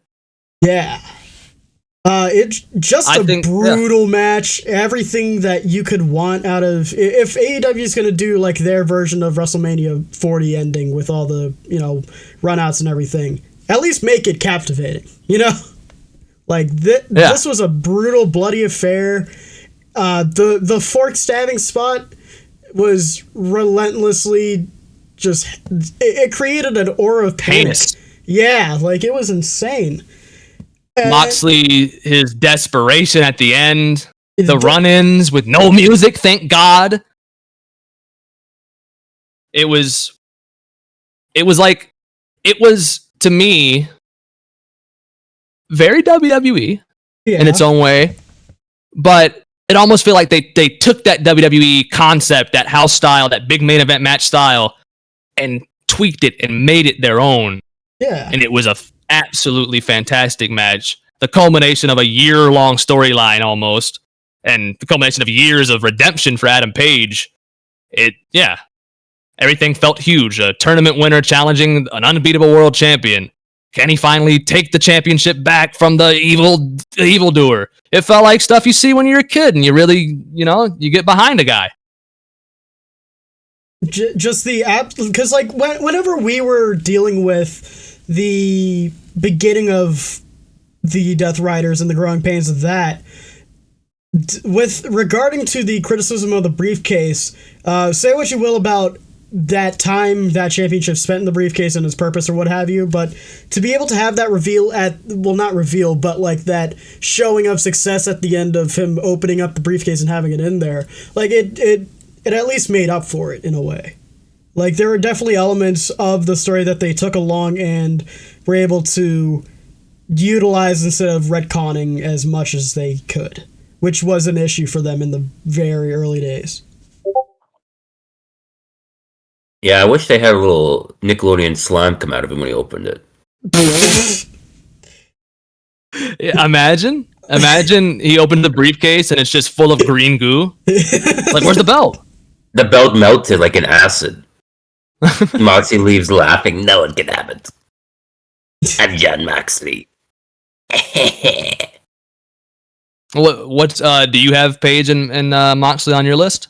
I do got Paige and Moxley on my list, so yeah, I have the same thoughts as everyone. It was awesome seeing him get choked out and stuff, and coolest finish for an unbeatable guy. What can you do? You choke him out, beat the numbers game.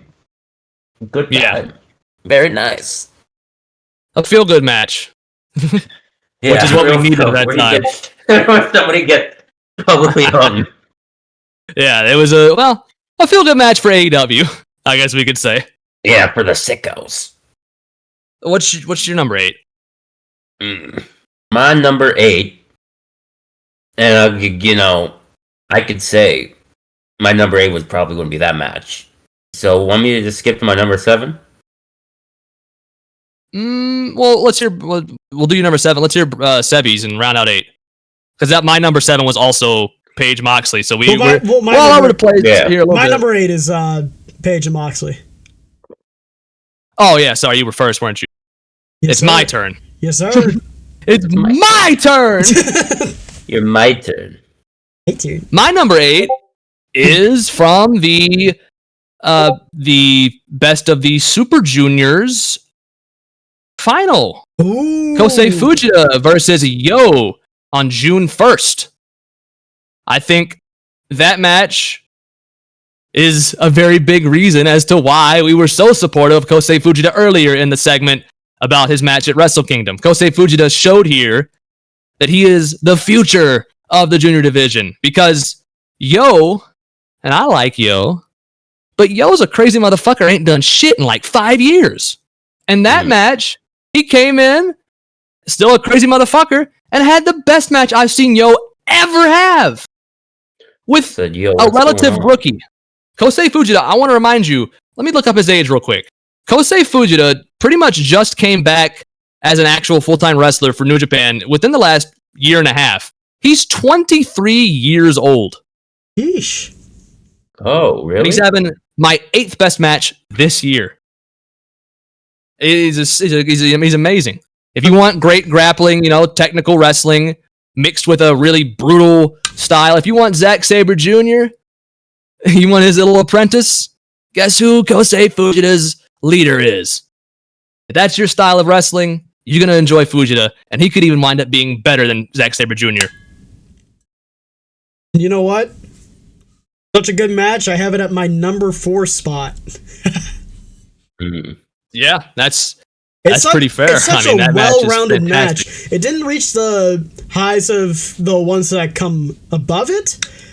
And trust me when I say there's quite a few under it that could have swapped its place because of just like how close the quality of the matches are this year. But I'll be damned if that's not just a perfect, like, well-rounded match. Just, like, you can show that to pretty much anybody and they'll understand, like, this is, a wrestling match. It has a nice mix of all elements that you would want. Yeah, we're weeding through fives here. These are all, if you have another match above this that we're going to have, if this list is a little funky to you, we're wading through the best of the best. These are all great. A number 8, a number 4, all of them are 5. Splitting hairs. Is what I say. We're just splitting hairs here. So that's 8 done, right? I can tell you Adam Page and John Moxley was my number 7. We don't have to talk about that again. Yes. What was your number 7, Brandon? My number 7, I'll give you my number 7, but I could give you my number 6. And I could do 6 to 7. Yeah. Yeah, we got it, yeah. My number 7. It's a funny meme number. My number 7. Bandito versus Hechicero just by dishonor. Oh, now Hechicero's had a crazy fucking year. Match too. Yeah. We talk a lot about Bandito's here. Hechicero's been such a reliable guy to have like a good match every time he's on there. He's always doing interesting stuff that I'm like, damn, what's this guy on about, Hechicero? He just like, sometimes none of his taunts make sense for him, but I think that makes him awesome. Like, why does he do like he has like a little Kamehameha and he does like some waving his arm stuff. Bro. And when he does it, I'm like, this guy's a beast. And he's a total beast. Bandito's a beast. And they fucking, Ring of Honor, they're kind of, it fell off for a bit. I don't really watch the full Ring of Honor shows, but I'm always going to watch the Bandito main event. For sure. Bandito, anytime he's defending that title, it's going to be a banger. And like you said, you already mentioned the CMLL show headlined by Bandito and Hechicero. This is not the only great match that they've had this year. No, and the CMLL show, the CMLL one was Mystico. Oh, well, yeah. Had that too. The Pokemon one. Yeah, that's right. You're right. I was thinking wrong. I got my Mexicans confused. I have sincerely apologized. Yeah, you're done. But they have had a CMLL show match. It wasn't Pokemon. Yeah. But they did. But it's just wasn't that the one that Bandito hurt his shoulder at? Wasn't it that one? It was, yes. Yeah. Although we still don't know if that's necessarily kayfabe. I would say these guys are Bandito versus Hechicero or Bandito versus Beast Mortos. That's like a guaranteed. We need a banger on this card. Throw it on, and it's like, yeah, you're set. Yeah, just throw that shit on. For sure, that's a great match. Yeah, great Viva Mexico. 2026, we going to Arena Mexico. And what was your number 7, Sebby? My number 7. Speaking of splitting hairs, you want to talk about splitting hairs this year? Got 2 goddamn Saray and Shuri matches, and I have one at number 7. And I feel bad putting it this low, but goddamn, there's so many good ass. This one is from Stardom: The Conversion. In June. Yes. Good Lord, anytime any of these two are having a match, it's just it already hooks me in. You know what you're getting out of these two. It's just some absolutely brutal, fast-paced action that you can reliably depend on to just be the most invigorating wrestling you can see within a year. And they're proof of that, because this is not their only match on this list. Nope, it is absolutely not. And it is also on my list, but I'll tell you, it's so high, I'm gonna save it. Fair enough. Fair enough. Yeah. This is the conversion match. It's kind of hard to talk about the second match before the first match. Right. Because it plays off of it. But this match is the match in which Of course, there's no time limit anymore. Is there a time? Maybe a 60-minute, but the 30-minute time limit is not applicable, and the title changes hands. So Shuri just won the title from Mayu. By the way, watch that match. Shuri versus Mayu, another absolute insane match. But Shuri versus Shuri, only one defense against Alex Windsor for Shuri. You go in expecting her to pick up that win against Shuri, and she doesn't. She just flat out loses in a 32-minute or so match that, of course, they needed that little bit extra time due to their first match, which we'll talk about more whenever we get to it. That match was brutal. I mean, it's just like Sebby said, if you want wrestling to feel real, in the sense that wrestling can feel real, not in the sense that it's a MMA fight. If you want wrestling to feel like it's high stakes, desperation, struggle, these two want to win so bad they're willing to kill each other, Shuri and Shuri is the best you could possibly get in the entire world. Absolutely. In my opinion. So we all did our number that rounds 7, out 7, correct? yeah? Yep. And we are on to number 6. And I personally already had my pick talked about in that, and that is Starlight Kid and Rena. So you got yours talked about as well. What was your number 6 again? My number 6, I forgot to mention when you said it, was Ospreay versus Takeshita at Spring Break. Alrighty. So we're going to go to Brandon now for his number 6. Brandon, what do you got? Number 6. Number 6. One of the best numbers out there. Only followed by 7. Oh, yeah. You know, 5, 6, 7, classic numbers when you think about it. I'm going to have to go. One of the first ones. ones. I watched New Japan this year, but my soul wasn't ignited all the time by it. I don't know. Fair. You know, what can you do? Sometimes your soul is just not ignited. You know what I mean? Yeah, man. I don't know if I want to interface with that. It's got me asking questions that I don't want to think about right now.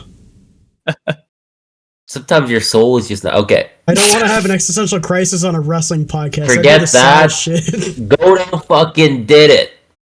Yes! This year, Goto became the man after many years of watching New Japan on websites you shouldn't watch it on, probably. I can't advertise it, but there'd be a lot of videos. A lot of late nights. Go to bed after was always this. Look up Go to Bed if you want to watch a little funny Goto video. Yeah, Goto was always a guy I saw for many years in New Japan. The people I was watching with, everyone always was a fan of Goto. Everyone, that he was a guy who could never win the title. Gave it his all.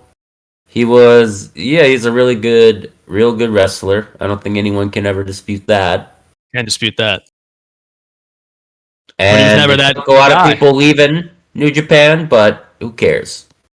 Who cares? In the moment, I think with that crowd behind him, Goto could have beat anybody. He could have beat Okada. He could have beat Tana.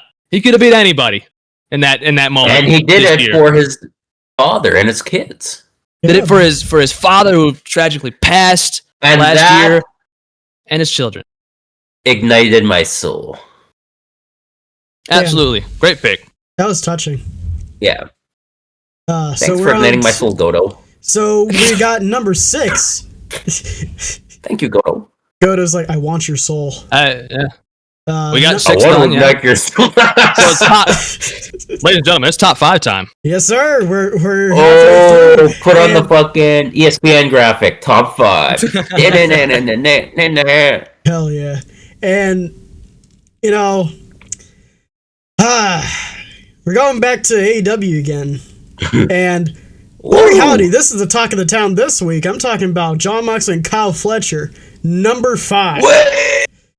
AEW I'll tell you, Sebby, right now, it's also my number 5. Wow.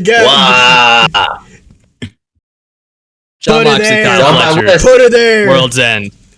What a match, dude. Can I just give away what mine is, and we can all talk about it now, and we can... Go ahead, yeah.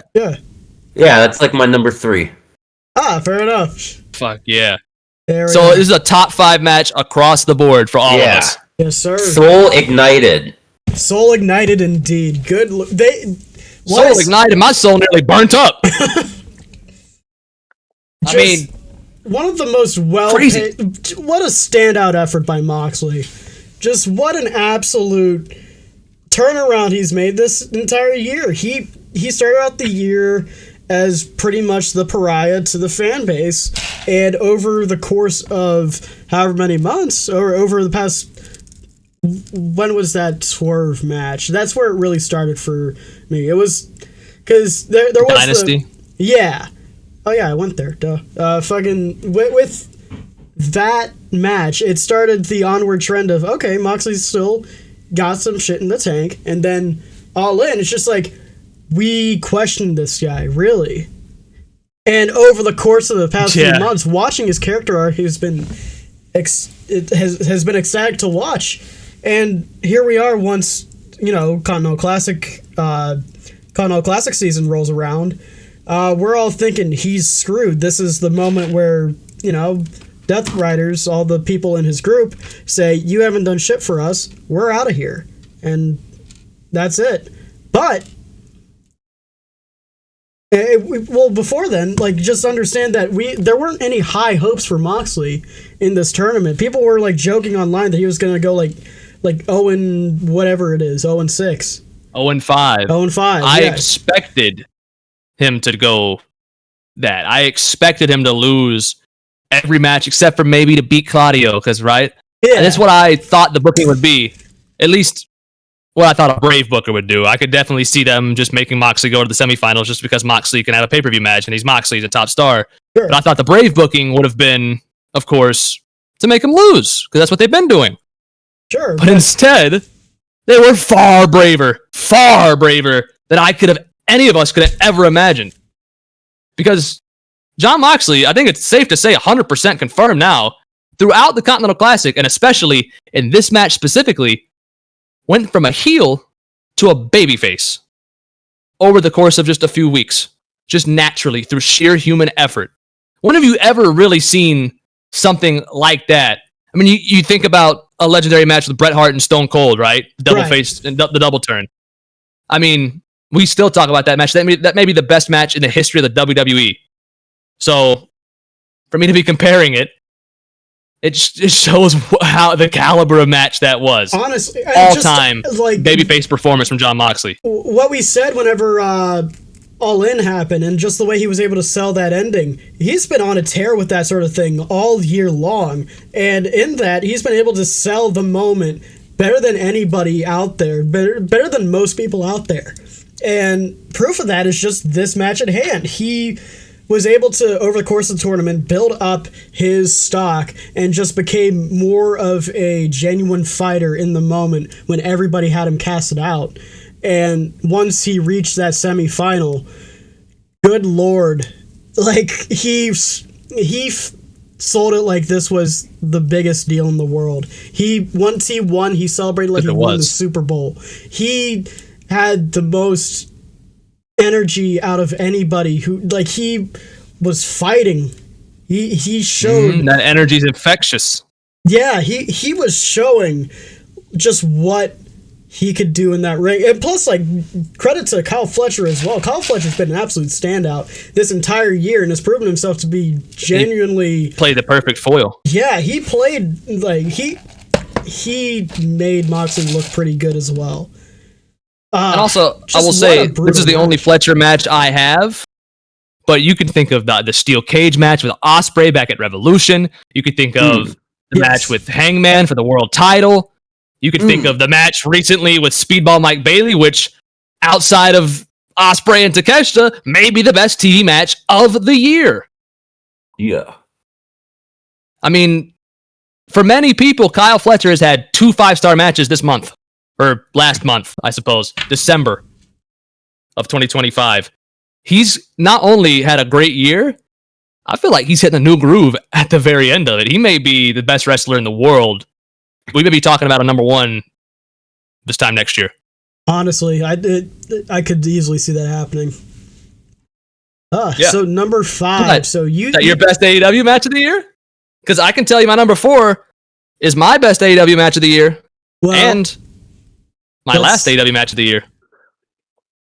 Well, Don't get Brandon, too crazy. what's your number 5?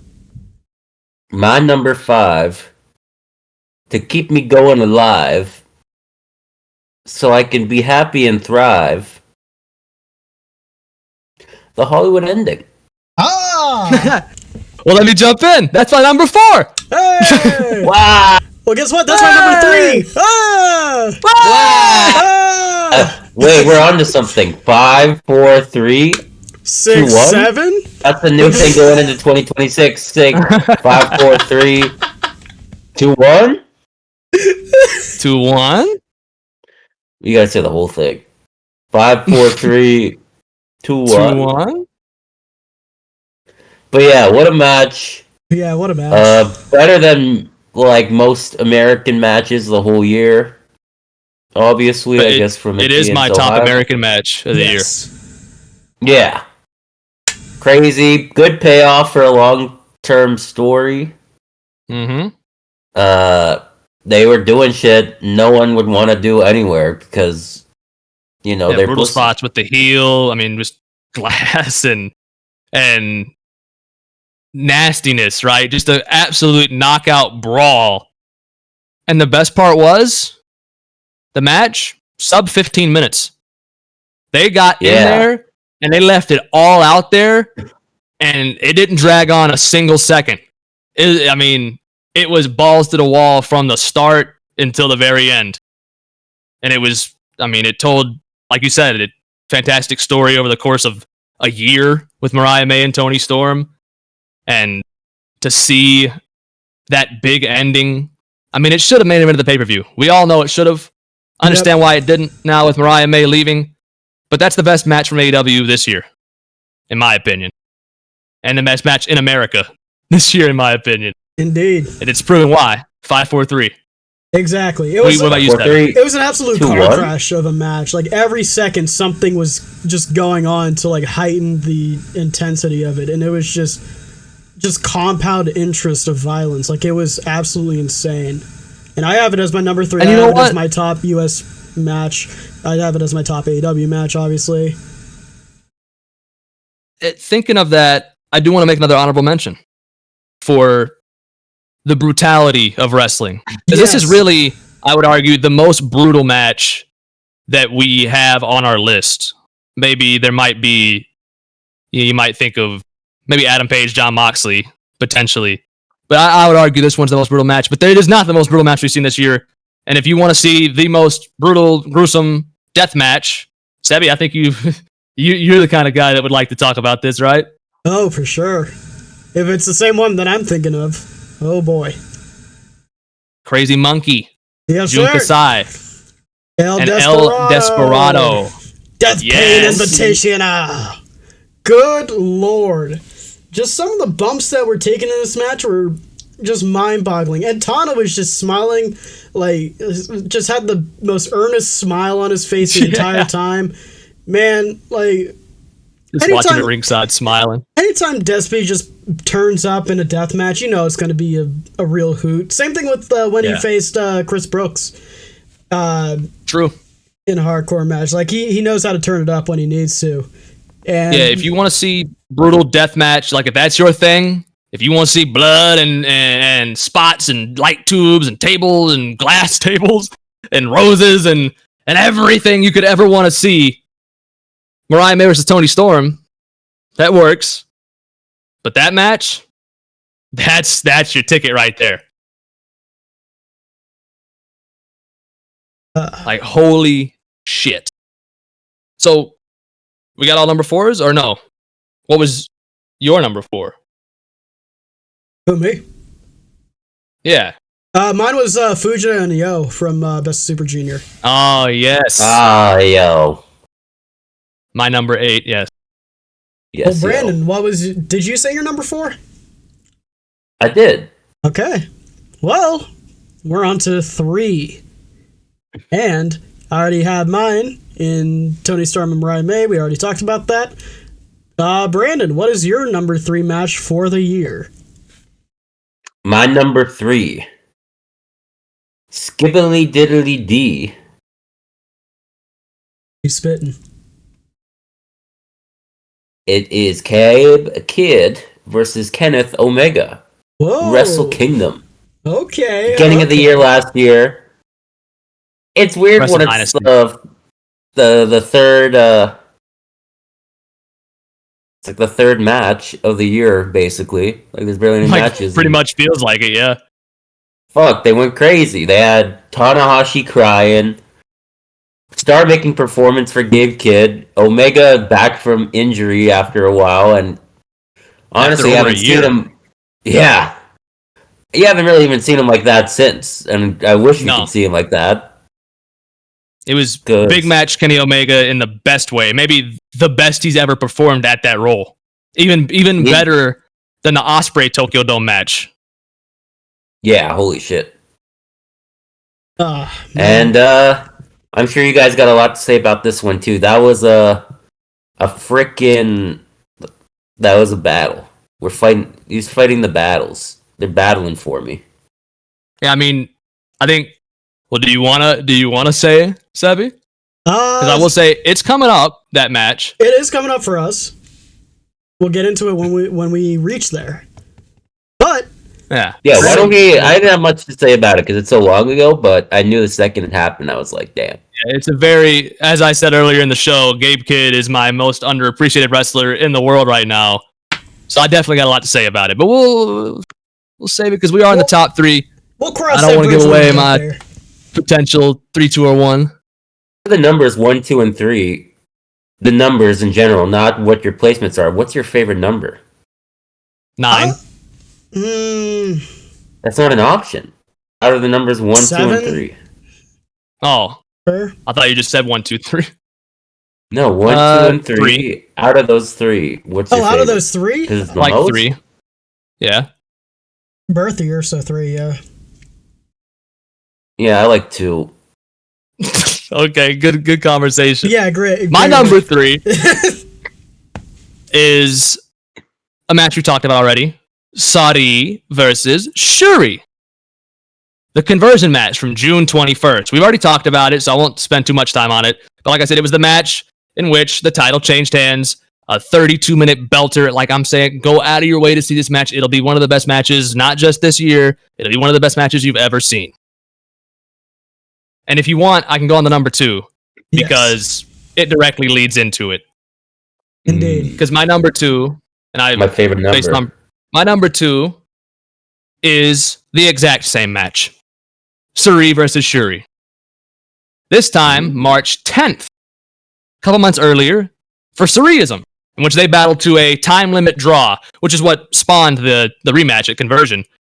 And this match, like I said, it's one of the Conversion match is one of the best matches you'll see ever. This match was better. I mean, this match was fantastic. They absolutely brutalized each other. Shoot, headbutts, I mean, kicks and going to the outside and rolling around for a bit and coming back up. You know, I mean, it just, and the frantic pace at the end when they're trying to get the win because they know the time limit's there. It's just, everything about it is perfect. It's perfectly paced. It feels like a real fight from minute 1 to minute 30, and you don't even, once you get to minute 30, you went, holy shit, 30 minutes passed? It could have been an hour and a half because of so much they did, or it could have been 5 minutes. I was in the zone. I was in flow state watching it. My second match is my top 2 match of the year. Top 2 and 3 is just these 2 wrestlers going at it. Yeah, I'm inclined to agree with you. I have that match at my number 2 spot. Oh my god, it was an absolute technical masterpiece this year. Definitely one of the highlight moments for 2025 in wrestling in general. Just this match, like, eloquently put together a nice little story about 2 wrestlers trying to mirror each other and just trying to get whatever it takes to submit each other and just be able to brutalize one another. Like, as a monkey see monkey do sort of situation. And just the way that they were able to just express the feeling of tension and haste that was needed to like get out of some of this submission based offense. Just Sari is an absolute master of being able to sell a submission for a rope break, and this is Yeah. You talk about John Moxley.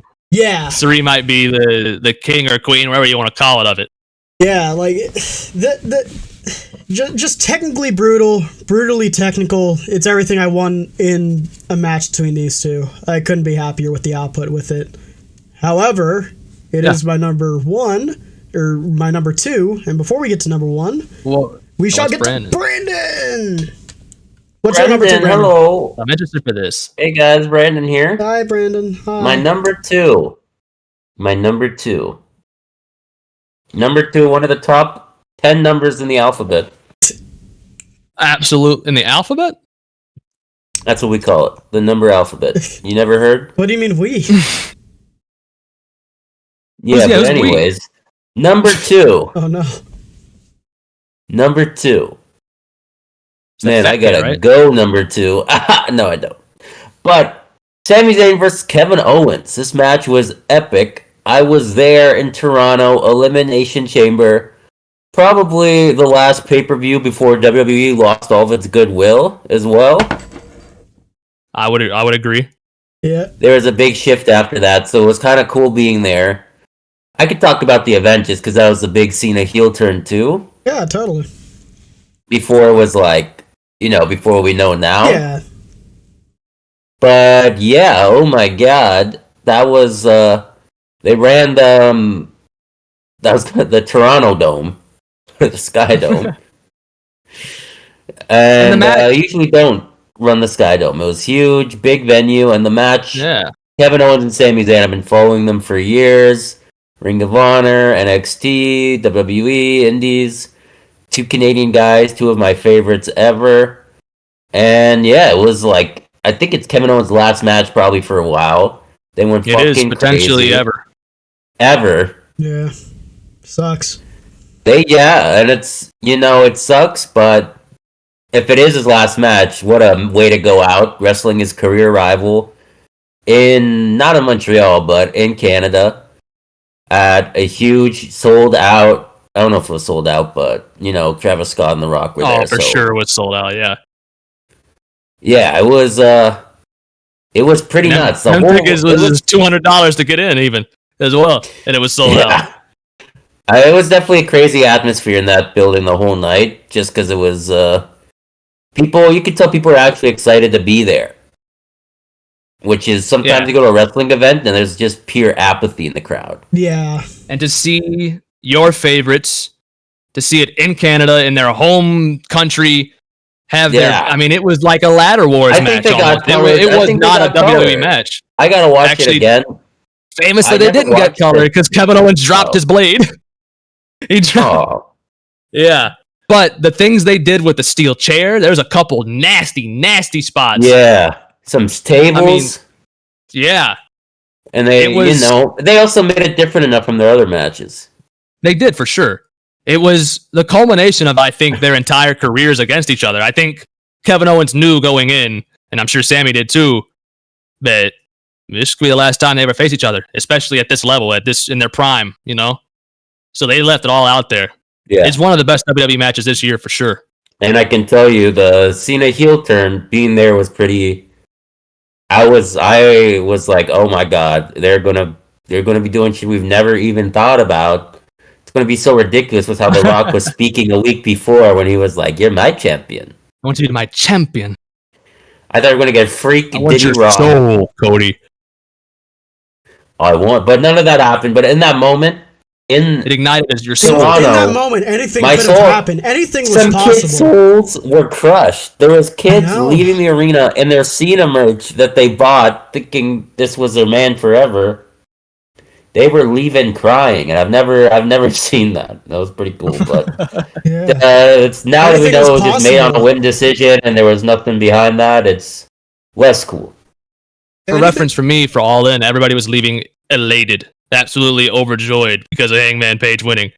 So it was very different. Hey, the two of the biggest shows in the respective companies we've been to. That's pretty cool. I went to Dynasty and everybody was kind of pissed on the way out. The perfect medium. Yeah, I wasn't there for Swerve's fuck Booker T thing, and that might have made it a bit better. But I had to run outside because it was 12:30 in Philadelphia by the time that happened, and me and my mom were trying to run our asses to the Uber that we scheduled on the outside, and we went the wrong way for the first 5 minutes of walking, and I love you, Philly, but Jesus, Philly can be. Philly, Yeah, I love Philly. No, I Fuck hate Philly. I hate their guts, but I try to give them the benefit of the doubt. But Fuck Philly. I mean, WrestleMania 40 We was hate Philly. fun. I tell you that. Try me in the 6, bro. But that'll be a nice little story time at a later point. But as for right now, fellas, we got our number 2. Time for number 1. Yeah, it's time to talk about number 1. And but number 2 was my favorite number, but my number 1 is my number 1. yeah, well, here's Just the so thing, you guys don't get Brandon. confused. Number 3 is my favorite. Do you want us to go with ours? Because I know for a fact me and Kang have the same one. Do you want to say Yeah, you yours guys for go. Or if you want me to go first, then you'll probably have more to say about yours. No, we'll save yours because it could be very funny. Okay. Yeah, so with our me and Kang's number 1, we know what it is. If you're reading between the lines, yeah, well, you know. And let me just say before this, there were like quite a few good matches I did want to shout out before this. Yeah. I definitely have an honorable mention I want to say as well. Yeah, go ahead. I have a couple. One last one. I know I'm saying a lot, but for me, and I'm telling you right now, if you just stumbled upon this, or if you're one of our friends, you're one of our fans, whatever, fuck the rest of these matches. Forget about them. Forget all the ones we say, all the honorable mentions, all the star ratings, all of it. If I could give you one match to go watch right now, out of any of these to watch, the match is Las Vegas WrestleMania weekend. 5 minutes long. I'm telling you, this match is one of the best matches of the entire year. One of the hottest crowds. Aja Kong, legend of Joshi. You'd be hard pressed to name a bigger legend in women's professional wrestling history. Aja Kong in Las Vegas against a rookie by the name of Senka Akatsuki. But here's the thing. The fans, they were not there for Aja. They were not there for Aja at all. They were there for a rookie who had debuted less than a half a year prior. And let me tell you, like I said, I'm not going to give much information about the match other than that little preamble. Go seek it out. It's very short. And it's a microcosm of what makes professional wrestling the best sport there is. Yeah, well, I also have an honorable mention from WrestleMania weekend. We have our good old pal Butterbean taking on... Yeah! I'm kidding. But I do want to say that was a fun match, and people are a bit too poo-poo on that. It was a bit funny, I'm not going to lie. I hope everybody's okay, though. But... as for the actual matches I do have on my honorable mentions list, I mean, obviously, you know, the Death Pain Invitational with El Desperado and Jun Kasai. Izumi and Saya Kamitani had a great match on old September 27th in Stardom. Mayu and Nanae Takahashi had a great match. Who was another? Not Mayu's debut in Marigold. Yeah, and Nanae, who's retired now. We of course, had yeah, great retirement ton run. of retirements this year, man. Saya and Tom Nakano of All-Star Grand Queendom. Saya Ida and Ami Sore. Hopefully I said that correctly. From Stardom Nighter and Corkin. For some reason I sent you saying it was an 84. For some reason, that's not correct. Because I listed it down as a 93. So I don't know where the hell that makes more sense to me. Yeah, because I'm a big Saya fan. That match is electric. Yeah. And it was December. And I'll say December, I was talking about it earlier off recording. I think December may be the best month of this year if you want to go seek out amazing babyface performances. Yeah. There's a good 3 to 4 really great babyface performances, including that Saya Ida performance. Yeah, completely. I mean, like, there's so many matches this year. Like not even like punking Gunther, Briscoe and MJF from All Out, Finlay and Takeshita G1, the tag match at Grand Briscoe Slam Ricochet stretcher match. Australia, yeah. Dude, another Saya match with her and Hanan against May Sarah and Suzu Suzuki from Path of Thunder. Kenny and Konosuke at Revolution. There's just so many high caliber matches that happen throughout the year. It's insane. However, it was no question what it was going to be. When we had this list, and god damn it, our number one match this year is 1-5-25 Kenny Omega Gabe Kidd from Wrestle Dynasty. Oh my god. Pretty much the first best match of this year, and the whole way, nothing topped it to me. No other thing took the lead for me. It was always, this was the North Star of our 2025 list. Just what a match. The story of Kenny coming back from almost dying to just come back and deliver one of his strongest. And that's not hyperbole. No, not hyperbole. He almost died, and they will remind you every 5 seconds when he's wrestling. But with this match, like, if he came back half the wrestler he was, it would be more than understandable knowing the situation and the injuries he had prior to that. He was dealing with so much over the past few years. If he came back half the wrestler, and in some aspects he has gone down a bit in quality, but it's completely understandable. But he came back and gave one of his best performances in his career. It was almost 2 matches in one of the best hardcore matches of the year, and just one of the best, like, Puro style, what you would expect. Tokyo Dome main event. Tokyo Dome main event sort of match. It was all of that in one, and it's just nothing that I'm gonna forget watching live. Like, good lord. And to say this, I understand people's frustrations with the Wrestle Kingdom main event this past year. I, for one, didn't mind it, but come on, this hydrogen bomb versus coughing baby, like, good lord. Yeah, I mean, there's so much about this match that I love, like the boxing at the start, where Kenny really goes to show, like, hey, I'm here to fight, I'm here to scrap, and he's taking gut punches. And then of course the big Kenny Omega dive, plancha, springboard, whatever it was, to the outside over the barricade, and he had, it felt like he had the advantage. Then he hit that, and then that diverticulitis flared up, and it's the first time we've ever seen him wrestle a match, with this diverticulitis gimmick / real thing that he has. And to see how he started selling that, how Gabe Kidd was able to take advantage because of that, everything flowed together. The story, what the match meant, the build to it, with Gabe Kidd and Kenny Omega having a shoot scrap fight in front of all the reporters. Yeah, I mean just the manner of the storytelling here, it was one of the boldest decisions this year in terms of what direction you can take a story, because with Omega coming back to New Japan with the circumstances of his health prior, you would think slam dunk for him to just come in, big star, big face sort of action, but there is still that history with him leaving New Japan that they worked in so well that they ended up making him pretty much the de facto heel in the match against the home promotion guy in Gabe Kidd.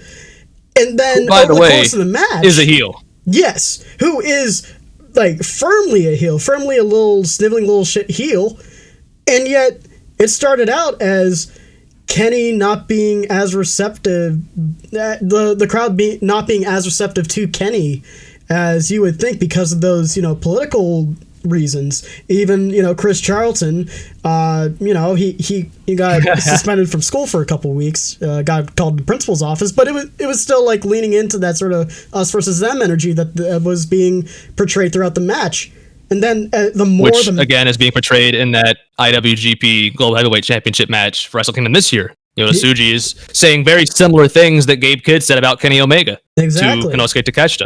Yeah, it adds on to it, but the thing with this match in particular is that as the match went on, the crowd warmed up to Kenny again, knowing that this is, as much as this was the guy that left them, this was a guy that was also here and got them to where they are now and got them many years of success, many years of unstoppable matches, just an insane output, and it really the crux of what I mean to say with that is you see that in the match where people are not receptive to Kenny at first, and then by the end, when he's about to do the dive where he does a little Terminator claps, didn't even need to punch down at the canvas at all. They started clapping anyways in the crowd. They knew that was Kenny. That's one of New Japan's and the best part about wrestlers.